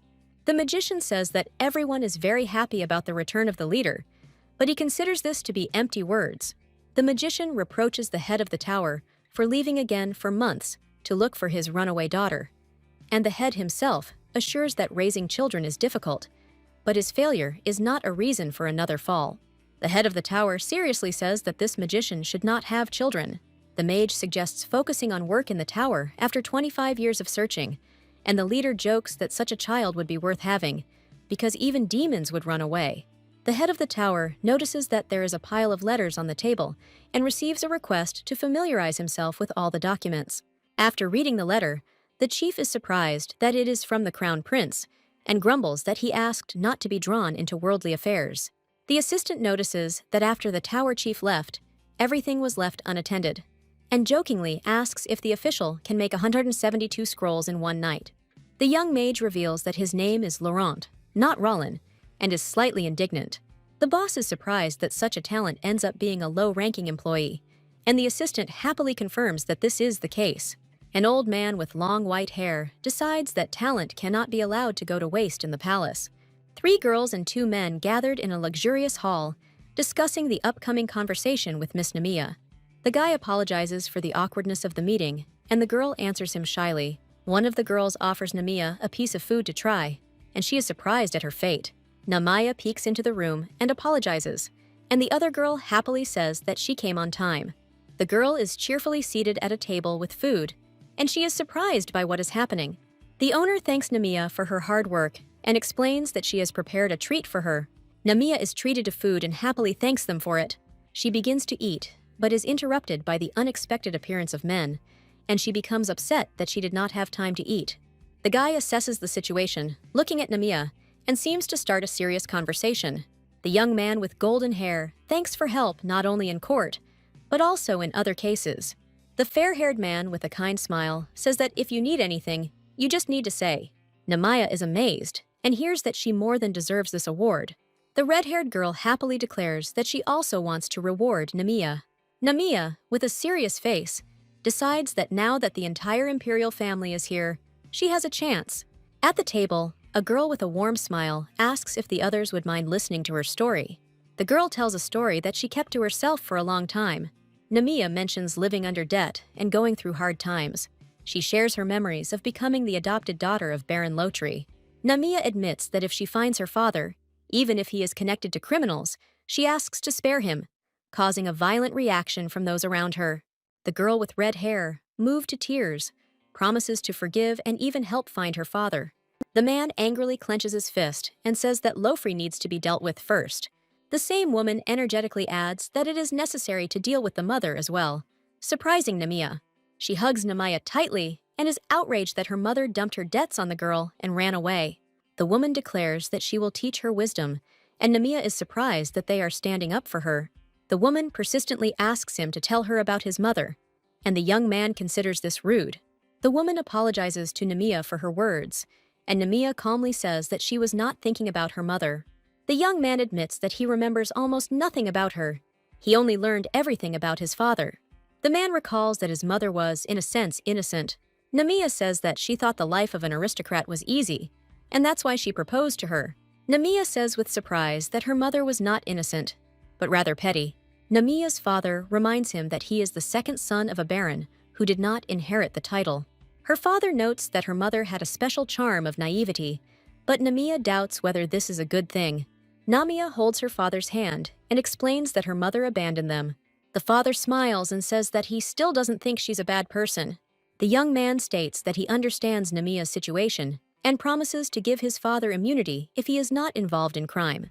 He also adds that the Imperial family will help find Namiya's father, which surprises the girl. Namiya is happy in her mind that they did even more for her than she asked for. Someone stops the man as he leaves to say something else. The guy turns to Namiya and says that he has a personal question for her. Namiya wonders with concern why he needs anything from her. She is at a loss to know if this is really the case. It shows how the Osen department is almost destroyed, and the accusation against the Imperial family is the cause. Namiya wonders if the goal is to control the scroll department. A young man asks Namiya about her past in the southern province. Namiya imagined how she might end up living in the sticks if she lost everything. She admits her guilt and begs not to close the scroll management department, and also hears a question about the library. The man seriously asks if she really went to the library often, and Namiya is surprised by his intentions. Namiya confirms that she often went to the library because her father worked a lot. The girl replies that she may have studied the scrolls and even made them for herself, but she does not understand why her interlocutor needs this. Namiya asks in surprise if she ever saved a boy with protective scrolls. She remembers that she actually saved a boy who was attacked by a goblin. It dawns on her that the boy was the crown prince. The young man asks why Namiya didn't come to Count Kalto's estate then. The woman is stunned to learn that Namiya was the very girl who saved her. She is surprised that Namiya hasn't changed at all since then, but admits that her memories are a bit blurry. The woman happily rushes to Namiya and thanks her for saving her life. Despite the girl's surprise, it becomes clear to the others that the once wounded knight is the current Empress. The Empress recognizes one of those present as the same pumped-up knight and asks if he remembers her. The Empress addresses Fran with drama, claiming that she is his destiny, and he responds by expressing outrage at her cruelty. The dark-haired woman looks into the eyes of the embarrassed blonde man and reminds him that they are already married. The white-haired girl apologizes to the blonde, admitting that she didn't take his feelings into account, and he agrees with slight confusion. The two stand to the side, watching the couple, while the other woman says that she understands His Majesty's concern, but the blonde guy tells the white-haired girl that technically she was the one saving him and wonders why there's any point in discussing it. The blonde man thinks to himself with a tense expression about how he had to play along because of Fran's emotion, and now he can't get a word in edgewise. The dark-haired woman suddenly remembers something and finds a solution. The white-haired girl explains that the crown prince searched for his savior with the help of crows for 10 years. The blonde man near the door says that it's just in case, and in response, he hears a question about what kind of case, and he himself admits that his gratitude is no less. The white-haired girl is surprised by the blonde's good mood and thinks that perhaps he will reward her too, and he begins a sentence. The blonde guy looks at the white-haired girl and says that he would like to thank her. The blonde man sheepishly admits that he is indeed glad to finally meet Miss Namiya after so many years. The white-haired girl thanks him for saving her life twice and is surprised by the expression on his face. The girl wonders in her mind if he is really not going to confess, and the blonde says that the real reason why he was looking for her will now be announced. The blonde, confused, claims that this can't be, but still tries to name the reason. The girl smiles with relief when the blonde man says that he wanted to use the crows to find her missing father. She asks again if it is really her real father and not her adoptive father, and the blonde confirms. An image of a man with silver hair appears, and someone says that it is Cedric Lofi. The girl admits that she felt that he was looking for his biological father, and is amazed by this. She is amazed to think that she can actually find him. The girl is going to thank the blonde and says that she is very grateful to him. The white-haired girl says Prince Karos's name with a warm smile. She covers her face with her hand in embarrassment, and the prince tells her that there is no need to thank him. The prince, blushing, leaves, and his friend calls out to him by the name of Kiaros. The friend says in surprise to your majesty, and Kiaros himself gestures for silence. The friend says this is all very sweet, but asks if Kiaros is going to say what he really wanted to say. The friend encourages the prince, reminding him that he is the crown prince, and there is no need to doubt. The prince turns sharply to the girl and says forward, and she reacts in surprise. In a spacious hall, the prince confesses to the girl that he really wanted to ask her a question. At this moment, someone calls out loudly to them and demands that they give way. They try to bar the couple from entering, but the girl is outraged by the ban, and the prince notes that it is too noisy outside. A man with long gray hair bursts into the room and loudly calls out to Namia Loafi, demanding that his words not be ignored. He orders them to go with him to the magic tower, causing surprise in Namiya and the prince standing nearby. Namiya tries to explain that she really is Namia Loafi, but she can't finish. The man suddenly approaches Namiya and shouts out in surprise, "You!" A shadowy figure appears, and Namiya, frightened, asks why they are looking at her like that, assuming it is Dad. The man says nothing happened, and Namiya wonders who he is. The prince whispers to Nami that the man's name is Dramer, and that he is the head of the magic tower, and she is shocked by this news. Dramer, raising his staff, asks permission to ask Namiya a question, and she looks at him in surprise.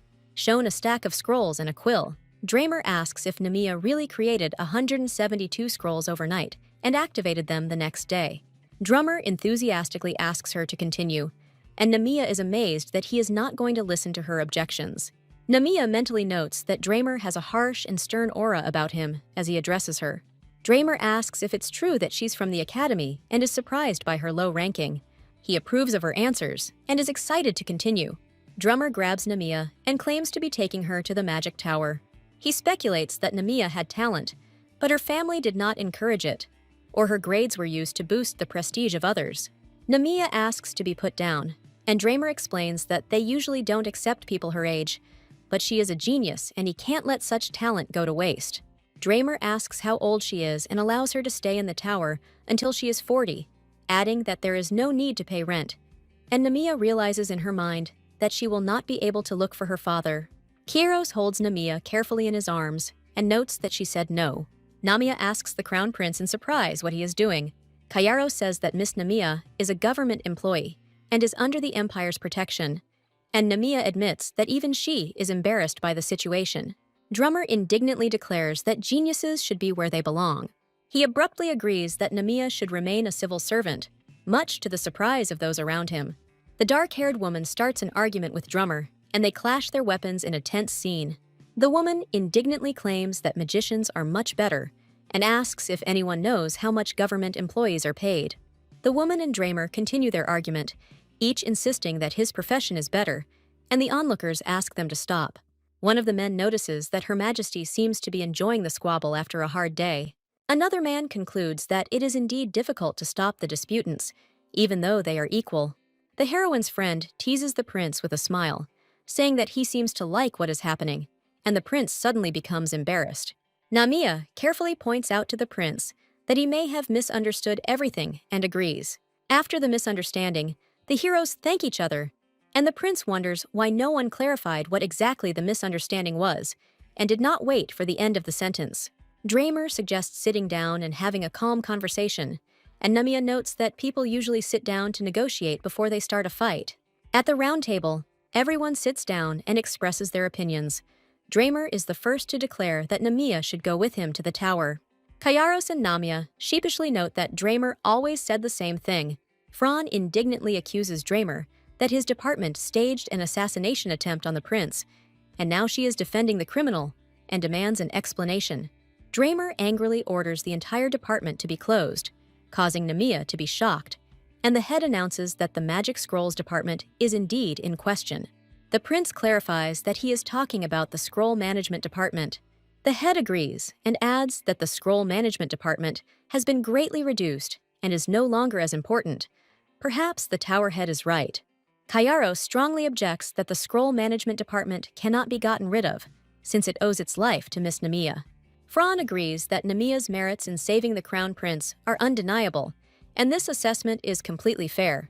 Drummer calls the prince a fool and warns that if he acts softly, the conspirators will strike again, and asks if they have come to protect the department. Drummer admits that on paper, the department is indeed part of the tower, but in reality, they simply lack talented people. Kairos objects that Namiya Loafi cannot be taken away from their group. Drummer irritably calls Kairos a stubborn little bastard and an impudent little thing. Someone notes that there is complete chaos in the department and is concerned that in such a low position, Namiya is only burying her talent. Drummer sharply agrees with the previous remark and decisively raises his hand. He announces that he has found a solution that will satisfy everyone.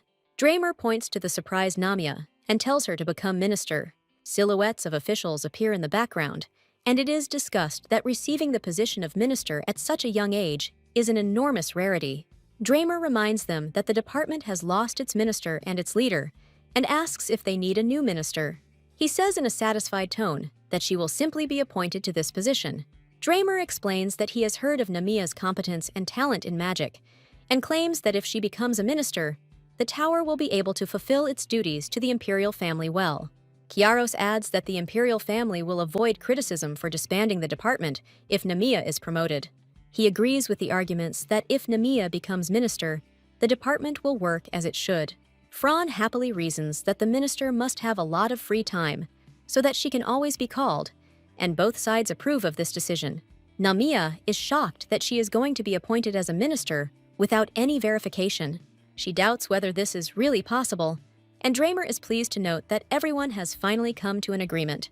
The head of the procedure says that you need to find out the opinions of other people and not decide only among yourselves. Justice Minister Arnold Crowley joins the meeting. Arnold clarifies whether he was really called to express his opinion. Arnold notes reservedly that they plan to appoint Namiya as minister, but that is not a position that can be filled by just anyone. Namiya notes that the role of minister cannot be obtained just by knowing magic, and an inner thought confirms that this is the expected reaction. Arnold speculates that other ministers would be shocked if they knew that a 23-year-old girl had been appointed as a minister. The drummer is completely stunned by what is happening and exclaims indignantly. Arnold easily pronounces the phrase in the ancient language, making it clear that he speaks the ancient language.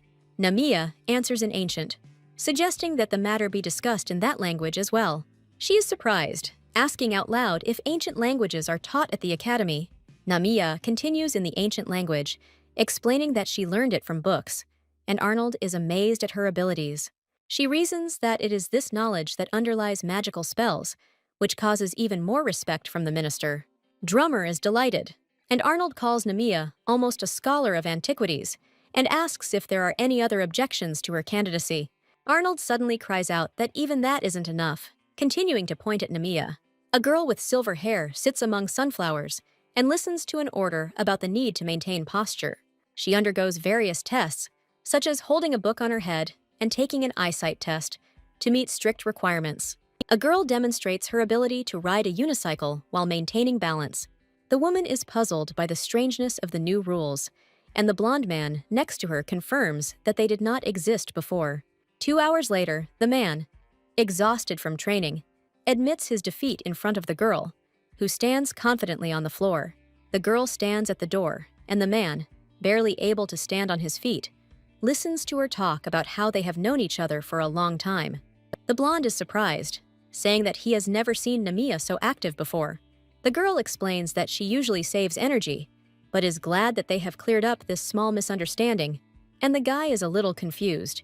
The exhausted man asks to wait and asks the last question, standing in front of the girl and the blonde man. 3 observers on the sidelines notice with surprise that the man still does not give up. The blonde man approaches Minister Crowley with a proposal to stop, but the girl assures him that everything is fine. Minister Crowley asks the final question excitedly, asking about the recent amendments to 2 articles. The girl calmly lists the points and articles, and then adds an excerpt from the Constitution. The minister mentally acknowledges that the girl does not leave him the right to refuse, and admires her firmness. Minister Crowley shyly reaches out his hand to the girl, and she looks at him in surprise. Minister Crowley eagerly talks about future cooperation, and the blonde asks the girl to stay for discussion. The blonde thinks, but after a pause, says that he will talk to the girl later. A girl with a question in her eyes stands among the flowers and thinks about finishing her 3 years of work as a low-ranking employee. A few days later, the castle is shown, and a message appears about her appointment as a minister. People discuss the announcement at the board, noticing the change in department name and the new minister Namiya from the scroll management department. The crowd discusses how one can become a minister with such little experience, and one woman asks another to remember the rumors. Meanwhile, across the sea, in the allied country of Katalis, a new day begins. A young man sits on a bench in the park and enjoys the beautiful weather. He smiles and hopes to hear good news soon. A caption appears in the frame, indicating the allied state of Katalis. Victor, with fish in a basket, greets the market residents, who recognize him. Victor asks Uncle Jeff about the condition of his back, and Uncle Jeff complains of pain, and the friend notices that Victor is always friendly. A friend reminds Victor that he moved here almost 3 years ago and asks if he worked in the Department of Magic Scrolls. Victor confirms with a smile that he served in the Scroll Management Department, and his full name and position appear on the screen. The friend puts his arm around Victor and asks why he doesn't stay here forever, hinting that he lives better here than in his own country, and stresses that he shouldn't worry about money, since his father is the Minister of Finance. A friend suggests that Victor think about cases when people come into exile and then stay forever. And at that moment, a boy runs up to them with a letter. The boy happily tells Victor that he has received a letter and hands him an envelope. Victor, opening the letter, reads it in surprise and his friend is interested in the contents.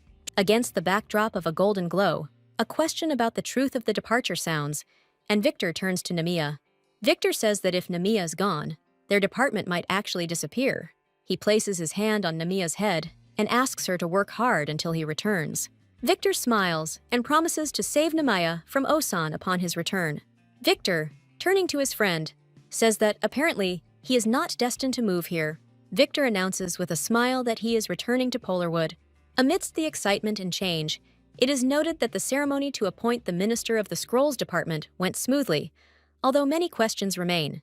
Namiya sits at her new desk, contemplating the fact that she is now the Minister of Scroll Management. She wonders if she is happy with her new position, and with a sparkle in her eyes, she answers, "Of course she is." Her new position gives her access to classified materials from other departments, which is perceived as a free pass. Having to report directly to the Crown Prince made it much easier for her to access the information she needed. A salary increase brings special joy, and Namiya rejoices about it, standing in front of the gold coins. She mentally assures herself that it is not about money at all, but all for the sake of peace and finding her father. The head of the Magic Tower appears in her office and ironically asks if she is really happy with leading such a small department. Namiya is surprised by his appearance and notes that when she was a low-ranking employee, he never showed up here at all. But now he has become a frequent guest. There are drawings of magic circles on her desk, and she says that until yesterday, she was busy creating scrolls. But now it had to be postponed. The head of the Magic Tower is amazed that she did it all by herself, and Namiya modestly confirms this. Namiya shows off a levitation scroll that she has simplified for ease of use. The young man demonstrates a scroll for strengthening the body, which, if used correctly, can even heal wounds. Namiya is asked if she really created all of these scrolls, and she excitedly confirms this. The head of the Magic Tower is amazed to realize that such magic is usually only possible after several years of training in the tower. He is amazed that he did not recognize her talent sooner and mentally admires Namiya's abilities. The head of the tower thinks that if the others see this, they will go crazy with envy. He asks how long she has been making scrolls, and Namiya replies that she started when she was 8 years old. The head of the Magic Tower is surprised by her age and does not understand why such a genius did not get into the Magic Tower. And Namiya explains that she had a poor family. Namiya explains that her mother disappeared when she was little, and her father raised her alone, but also disappeared 15 years ago. When asked where she lived before, Namiya replies that it was in the southern city of Arbon. The head of the Magic Tower says that it is time for him to leave, and Namiya calmly agrees. Namiya is mentally happy that he is finally leaving, and he accuses her of being heartless and suggests that she at least pretend that she is sorry. He announces that he will be away for a short while. The head of the Magic Tower hands Namiya a scroll and asks her to always carry this gift with her to take care of herself until the next time they meet. Namiya holds the gift in confusion and wonders why he even came. The flashback again shows Crowley talking eagerly about working together and the other man asking to stay. The blonde doubts and decides to talk later, and Namiya watches him in surprise. Namiya remembers that he wanted to say something back then and wonders what it could have been. Someone knocks on the door and Namiya allows them to enter. A blonde man enters the office and introduces himself, reminding Namiya of a bright moment from the past. Namiya, getting up from the table, greets the prince, but he asks her not to get up. The prince notes that she is no longer so surprised when she sees his face, and Namiya secretly admires him. She thinks that his beauty and excellent physique are completely to her taste. Namiya remembers how unexpected his concern was for her, because before she only cared about others. The prince directly asks Namiya if she wanted to marry the richest man. He sheepishly clarifies that if her words are still valid. The prince makes up his mind and asks her what she thinks of him. At this moment, someone watches their closeness with surprise from the threshold of the office. Namiya asks him in confusion what he means, and at that moment, someone falls with a loud noise behind them. The prince admits that he is ready to marry her if she wants, leaving Namiya completely confused. The prince says that Namiya saved him twice and explains that he has been looking for her all this time to fulfill her wish given to her as a child. Namiya recalls situations where the prince would show up with gifts and refuses the gems so that it doesn't look like bribery. The prince with a bouquet offers another gift, but Namiya refuses, citing a lack of time to care for the flowers. He then takes out the food coupons, and Namiya agrees to accept them, because it is not a monetary gift. The prince knew in advance that Namiya had a weakness for food, and even specially bought 300 food coupons. Namiya thanks the prince, happy that the coupons will last for almost a year. The prince smiles and says he is glad she liked it. Namiya reflects that all this was done not out of sympathy, but out of a sense of duty, and is glad that she realized this before the misunderstanding arose. She experiences internal discomfort from her thoughts and feels embarrassed. Namiya tries to pull herself together and get ready for work, promising herself not to worry about it anymore now. Namiya clenches her fists and begins with gratitude, saying that she deeply appreciates the prince's feelings. She regretfully informs him that she has to refuse, which surprises him. Namiya thanks the prince for remembering her words from childhood, and he asks her to wait. The prince, worried, asks if he can know the reason for the refusal, and Namiya begins to explain. She admits that she wants to marry only the one she loves. The assistant, surprised, asks since when she has had such views, and reminds her that she was talking about marrying a rich man. The assistant declares that in the entire empire, there is no more eligible bachelor than Prince Kiros. Namiya silently agrees that the assistant is telling the truth, but still has doubts. She thinks that asking her to marry you just because you are the best groom is weird. Namiya sheepishly explains to the prince that by beloved she did not mean him, but simply believed that marrying for love makes people happy, to which he calmly replies that everything is fine. The girl watches the guy leave, and another young man politely pushes him out of the room. The girl sits on the throne, puzzled, with wide eyes, wondering why the guy looks like he just got beaten up. At the royal palace, they are loudly surprised and ask Kieros if he was really refused. One young man in despair asks another not to shout, and the other, in amazement, tries to object. The guy admits that he decided that his interlocutor and Miss Namiya were already together. The guy recalls with a slight smile the old promise he made 15 years ago. The young man notes that for many people, their situation will seem strange. The guy ponders whether he might have misunderstood the question and suggests that the girl doesn't like the idea of being limited. Another guy, with a smile and humor, offers to cancel the wedding reservation to free up the line for others. The blonde boy, in amazement, asks Kiros not to tell him anything further. The confused guy is asked if he really booked the wedding venue before the proposal, and he starts making excuses. Chase leaves with a smile, saying that he will take his leave upon first request.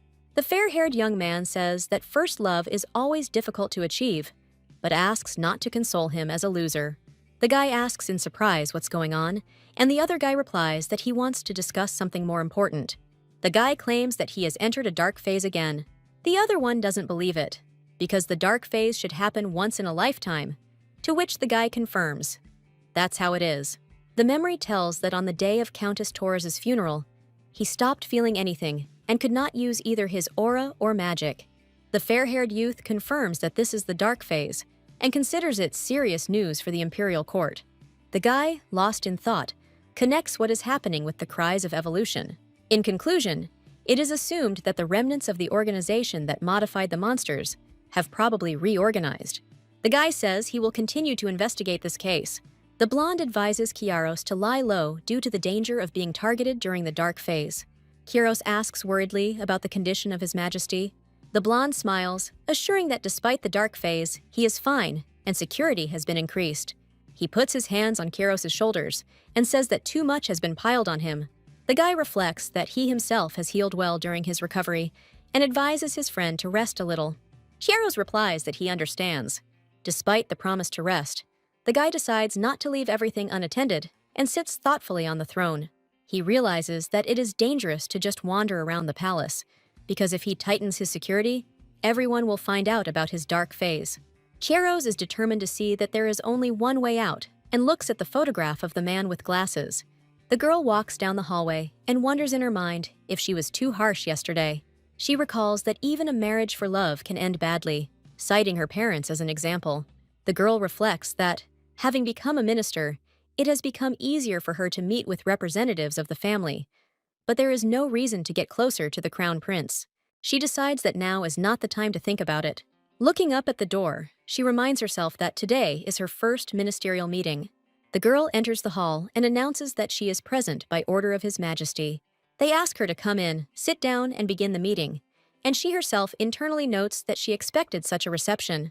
Shown are the ministers on the left, health, public support, and civil engineering. It is noted that the atmosphere in the room is much colder than she expected, and the ministers of justice, education, and finance are sitting on the right. The blonde man apologizes that due to being busy, the meeting only happened now, and asks to allow them to introduce themselves to each other. Namiya Loafi introduces herself as the new Minister of Scrolls and greets the others. One of the ministers is outraged and declares that a 23-year-old minister is impossible. Opponents are outraged that Namiya was appointed immediately after the appointment, since they have 30 years of experience behind them. Namiya is surprised that dessert is being served at a ministerial meeting and notices that no one is listening to her. Someone loudly disagrees, saying that Namiya only has 4 years of experience and does not understand how she can be a minister. The head of the table asks with an icy expression whether his orders really require anyone's permission. The frightened ministers immediately add that something completely different was meant and begin to make excuses. He calmly says that he understands their concerns, but is confident that Namiya Loafi is more than worthy of the post of minister.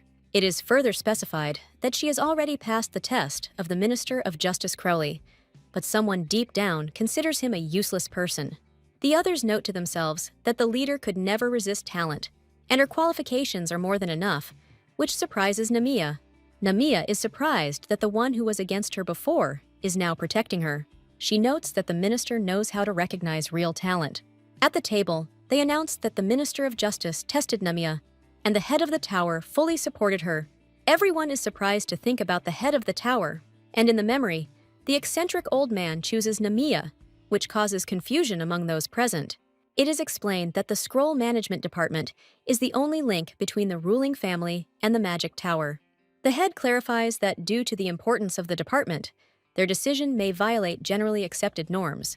He adds that full control over the department has been handed over to the ruling family and urges that this opportunity not be missed. If anyone wants to challenge the head of the tower, they can try, but the ministers present avoid looking and remain silent, after which the head is glad that there are no objections.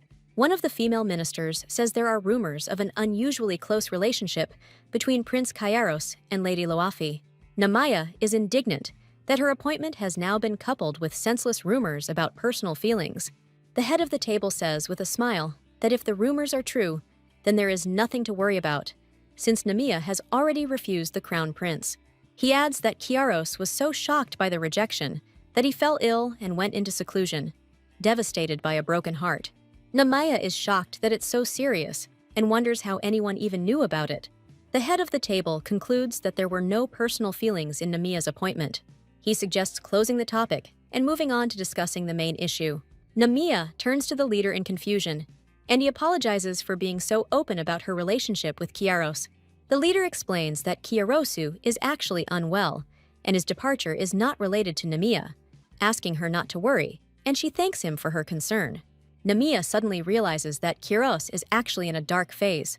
She reflects that, of course, he is heartbroken because of the rejection, and involuntarily feels guilty. In the end, Namiya decides that, as His Majesty said, her mind is now only occupied with the transformation of the Scroll Department. The Scroll Management Department was renamed the Scroll Department after the transformation. After significantly reducing staff, Namiya plans to split the 8 remaining employees into 2 teams. The candidates for leadership are the senior Anastasia and the senior Victor, who possess the necessary skills and experience. Despite her taciturnity, Anastasia explains tasks very well, and Namiya learned a lot from her. The thought that Victor will soon return from his business trip gives Namiya hope. Namiya understands that she still needs to find a capable secretary. Since only senior employees remain in the team, she finds it inconvenient to assign secretary duties to them. She wonders if there is anyone younger and with the necessary abilities for this position.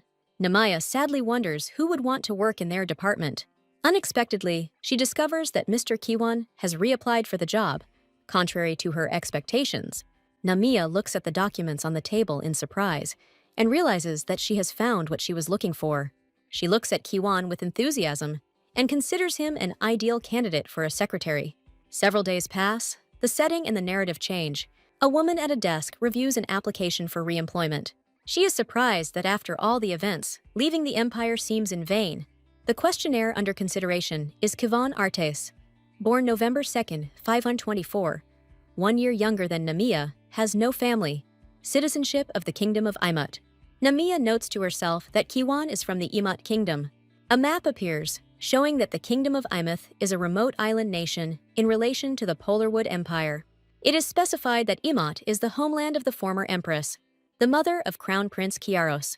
It is explained that Imut is a country that has recently begun diplomatic relations with Polarwood, and little is known about it. Namiya speculates that Kiwan's manner of speaking is due to the difference in culture and his unexpected comments.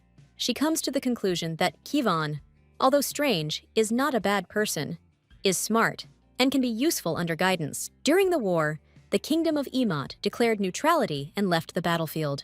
Namiya is sure that since Kivan is from Emoda, he has no connection with those who started the war. She thinks Kivan is the ideal candidate for a secretary, young, easy to manage, seems competent, and is not connected to the aristocracy. She is tempted by this prospect, but she regrets that the former minister did not tell her about it earlier. However, this minister only introduced Kiwan and immediately disappeared, leaving doubts in the minds of those around him. Namiya notes that the time is almost here, preparing for the event. The room begins to discuss the news, and the main character quickly asks what exactly happened. People are gossiping about Namiya Loafi, the new minister, and spreading rumors about her relationship with Prince Kiaros. But they quickly clarify that everything is not as they say. At the ball, everyone is shocked by the news that the prince was rejected, and he is trying to keep the man who rejected him close to him. The main character feels uncomfortable because of the rumors that have spread. Someone asks if the prince really has locked himself in and is refusing to eat.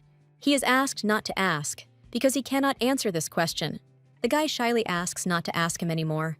The company insistently demands that you stop being secretive and tell everything. The boy, in despair, swears that he cannot tell how far the prince has gone, and claims that he is now heartbroken. The main character is surprised to realize that the rumors turned out to be true. He reflects that this is actually a good excuse and works well. The main character promises to himself that he will not forget Chase Wood. Kayvon enters the scroll department and is greeted with a friendly smile. Scrolls Minister Namiya Loafi meets with Kayvon and says that the processes are still a little unsettled. Kayvon notices that Namiya Loafi looks especially radiant today, and she informs him of a temporary workstation she has prepared for him. Kayvon decides that despite his personal feelings, Namiya Loafi needs to be kept a close eye on. Some people are suspicious of Namiya Loafi, wondering why she is always involved in everything and is an effective problem solver. The hero wonders if saving her was part of the plan in advance, and realizes that even helping the Empress was in order to get closer to him. He begins to think that perhaps Namiya Loafi is not an ally after all. He concludes that he cannot let his guard down and agrees to use the offered table. Namiya Loafi thanks Kayvon for coming back. She admits that, given his past failures, she didn't expect him to return after simple errands. Namiya Loafi says the Scrolls Department will now be completely different and promises to create a system that everyone will want to work in. She asks Kayvon to try to stay longer this time. Kayvon confirms that he understands and thinks to himself that he himself intended to stay for a long time. He ponders that if Namiya Loafi is an enemy, he will keep a good eye on her, and if she is an ally, he will be able to protect her. Kayvon vows to work there until he gets fired, expecting it to help build trust. Namiya is surprised by the sincerity of the vow and notes that she likes vows, while Kayvon is confused by her reaction. Namiya asks to back up the oath with life, honor, and country, and Kayvon is struck by the seriousness of what is happening, thinking about the work ahead. Namiya hands Kayvon a temporary employment contract, which surprises him. She asks him to sign a contract, and Kayvon is internally surprised that they want to intimidate him with this document. Namiya officially announces Kayvon as her secretary after signing the contract. Namiya asks Kayvon if everything is okay, and Kayvon thinks that she is incredibly smart and may have figured out who he really is. Kayvon hears Namiya suggest that they communicate informally since he is her subordinate and younger in age, and realizes that he actually indicated a younger age. Namiya allows him to address her informally, and Kayvon thanks her for it. Kayvon decides to start with a simple task, and his colleague cheerfully agrees to send the letters, and he thinks that the secretary's job is not that difficult. Kayvon is surprised to see a huge stack of papers on the table and can't believe his eyes. Namiya says with a smile that since it's his first day, let's start slowly, and he is surprised at her understanding of this word. Kairos almost says the important words, wondering if sending Kayvon to the Scrolls department was the right decision, because he wasn't sure about it yet. Namiya Loafi formally introduces herself as the Minister of Scrolls and explains that due to personnel changes, the budget request was sent late. Namiya requests an increase in the Scroll department's budget by 250%, which is reflected in the document with a sharp increase in the amount. Finance Minister Luther Arvin reads the Scrolls department budget document with a tired smile. The Minister of Finance says with a smile that the visitor has arrived just in time and invites him to come in. Juan Loafi enters and stops in front of the doors. Juan sheepishly asks the minister why he was called, and he replies that it is nothing serious. Juan is worried that he made a mistake in the report, since he always assigned it to that girl before. He recalls that he always delegated the work on reports to Namiya. Juan is upset that because Namiya ran away, he had to prepare a report all night. And it was terrible, because if Namiya was there, everything would have gone differently. The minister asks if Juan is really Namiya Loafi's brother, and he sheepishly confirms, although he is not sure. The minister announces that the talk will be about Namiya Loafi becoming the Minister of Scrolls, and Juan asks again in shock, amazed to hear this news. The minister explains that this was announced some time ago. His interlocutor asks in surprise whether Juan has read the notices, because everyone, even those abroad, already knows this news, and Juan tries to laugh it off. Juan says that Namiya is not fit to be a minister and wonders how she did it, and the finance minister wonders what the fuss is about. The Minister of Finance says that Namiya is smart but very lazy, was always at the bottom of the academy rankings, and barely passed the exam, and doubts whether the Minister of Justice could have made a mistake. It is suggested that perhaps Namiya has talent that she relies on too much, ignoring the effort. The minister emphasizes that he values hard work and character above all else. The minister points out recent errors in the report to Juan, but turns a blind eye to them for the sake of his past merits, and Juan looks at the corrected report in shock. The minister ends the conversation and lets Juan go, who happily says goodbye.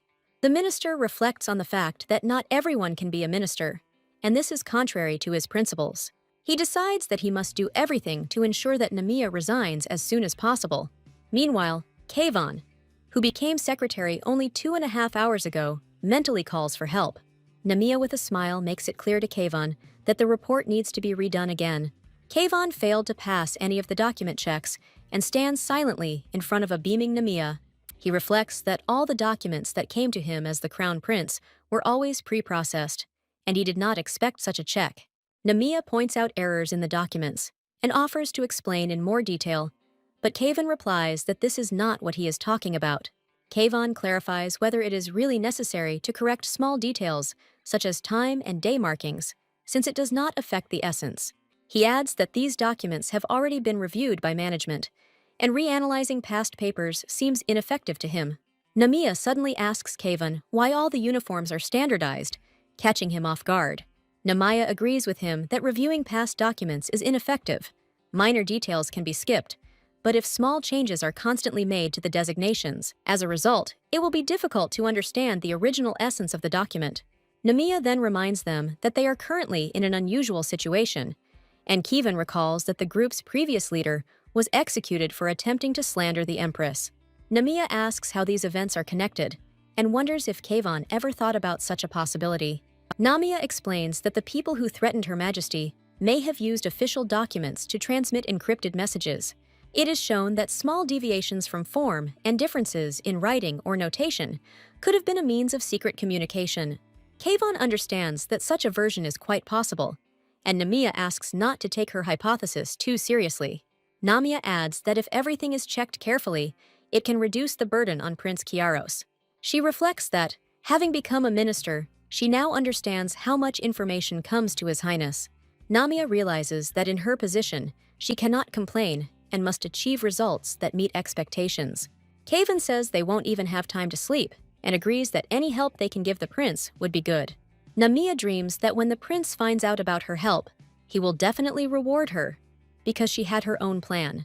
Namiya asks Kayvon if he's okay, and he sheepishly replies that he is. She wonders why Kayvon is so red. Namiya panics, thinking that it might seem like she's forcing her ideas on Kayvon, and worries that she's becoming a terrible boss. She suggests that Kayvon take a rest if he is tired, but he replies that he is fine, and Namiya herself is glad that he is showing interest in work. Namiya suddenly hears her stomach growling and realizes that it's time for lunch. She muses that she should take care of Kavian on his first day on the job, even though she has always eaten alone and is unsure of what to do. Namiya hesitantly turns to Kavian, getting his attention. She asks him if he is hungry, and if he doesn't mind, invites him to have lunch together. Kavian thinks the offer is a bit odd and declines, saying he's not hungry. Kavian is surprised by the strange sound and realizes it is his stomach growling. He is internally shocked that the Crown Prince is publicly experiencing hunger. Kavian sheepishly tries to justify himself, but Namiya realizes that he is indeed hungry and is surprised by his inattention to her words.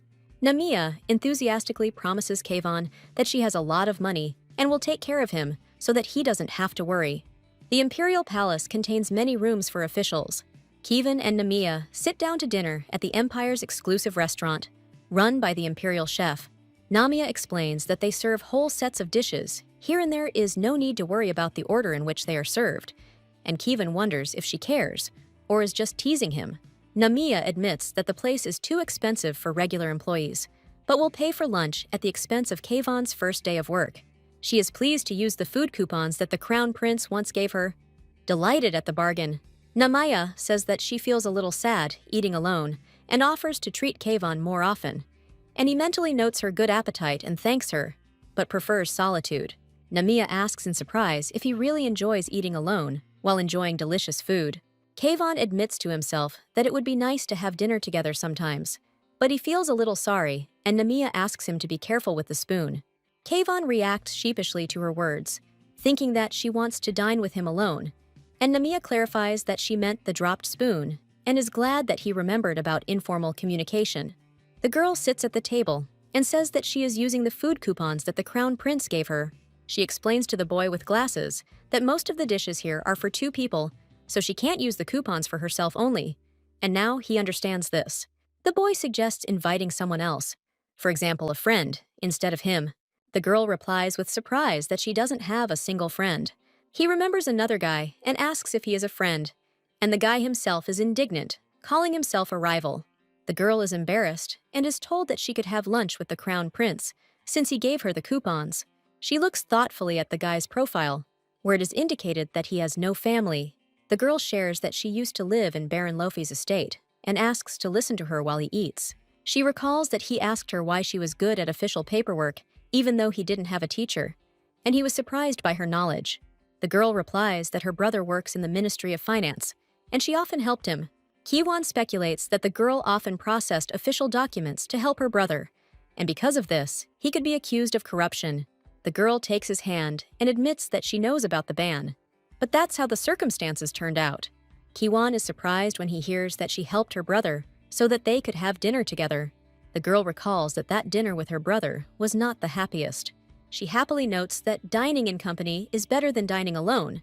Kiwon shares that ever since he left home, he always eats alone, even though he no longer sees unpleasant faces. The girl is surprised and asks why he is telling her this. She wonders why she ended up blurting it all out. Remembering Kiwon, who is without his family in a foreign country, the girl feels a kinship and an unconscious closeness with him. She realizes that Kiwon probably isn't interested in her family matters, and that makes her a little uncomfortable.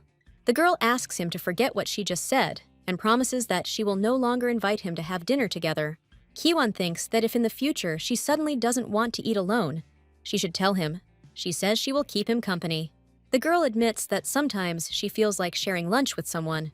Kiwon is embarrassed and surprised by her words, thinking they are cool, and she asks if she is a good boss. He wonders if this is touching. The girl looks puzzled and wonders why he looks upset, then suggests that they come back if they have finished eating. They walk together through the Great Hall, heading towards the exit. She looks at Kiwon and notices that he looks okay now. The girl wonders to herself if she interfered too much earlier. Kiwon scolds himself for not being able to contain his emotions and is surprised that someone like him would get so upset. He remembers the girl talking about her family and thinks she could cry at any moment. Kiwon's heart starts beating fast again, and the girl suggests going for coffee together. He replies that he will buy the coffee himself because he can't keep getting free food, and takes out his wallet. Kiwon asks if she always wanted to become a minister, and the girl replies that she did dream of it for a while, although the chances were slim. She admits that she is happy with her position, but wants to get even higher, and Kiwon is surprised, because she is already a minister. Kiwon asks the girl to step aside, noting that she arrived just in time. A group of people appears, led by a guy who says that they arrived first. New people approach another group and ask to give up their chairs, because their group is larger.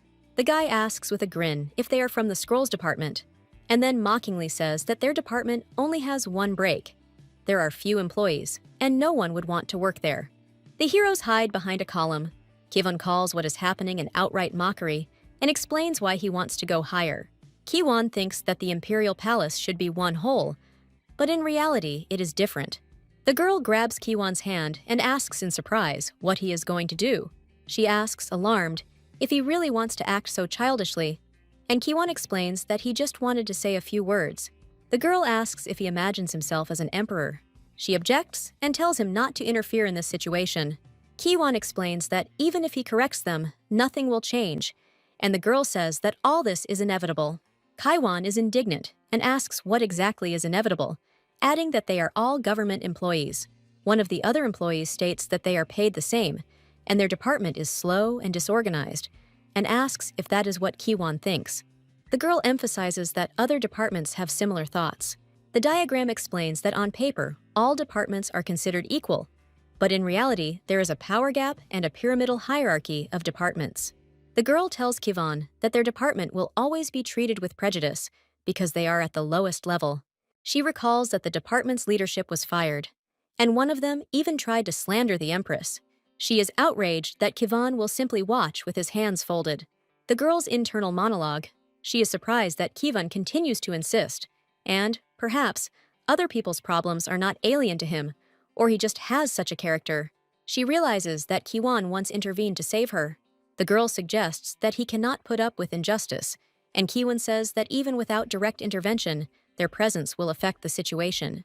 Kiwon notes that it doesn't matter how the Scroll Department is treated since she is the minister, but she doesn't think it will improve the department's reputation. The girl thinks that if she takes the initiative now, she will be ridiculed in the future, so it is better to be patient and wait until everything ends on its own. Someone present apologizes, and others begin to find out what exactly he said, trying to figure out who is to blame. The girl in glasses fearfully asks to take back the words she said, which confuses others.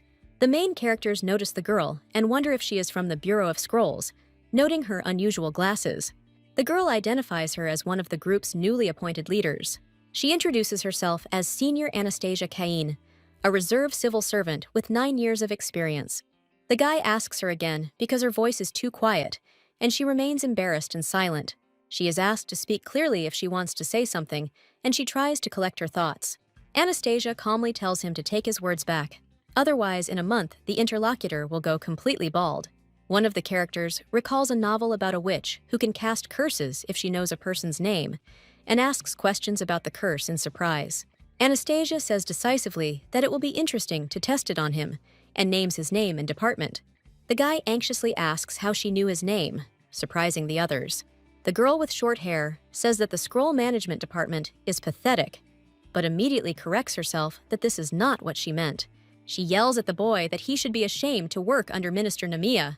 They remember that, despite her youth, the heroine is incredibly diligent. No matter what she is taught, she quickly becomes a professional. Even in a department that is considered lazy, she always showed determination and was not complacent. The heroine is surprised and did not expect that the elder Anastasia thinks so well of her. Anastasia angrily says that the heroine now works even better than her, although she herself has been in the service for 9 years, and condemns the guy for criticizing others instead of his own work. The colleagues ask the guy named Adan to stop, noticing that the situation has been resolved, and offer to return. Kiwon asks the heroine if such talk about the Scroll Department upsets her. Kiwon clarifies that he means the rumors that are being spread about their department. The heroine admits that this attitude angers her, and promises that she will make everyone pay for it, because she knows everyone by name, and Kiwon is surprised by her memory. When asked how she will make everyone pay, the heroine confidently answers, "With money, of course."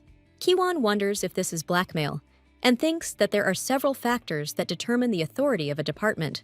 The first factor is the size of the department. The second factor is budget. The heroine reflects that no matter what you want to prove, money matters a lot. She tells Kivon that she plans to provide their department with a good budget. The heroine joyfully exclaims, "A lot of money." Kivon listens with excitement and notes to himself, "Don't get tired and don't think about leaving." He notices that it is already late and stares at the heroine, watching as his heartbeat quickens.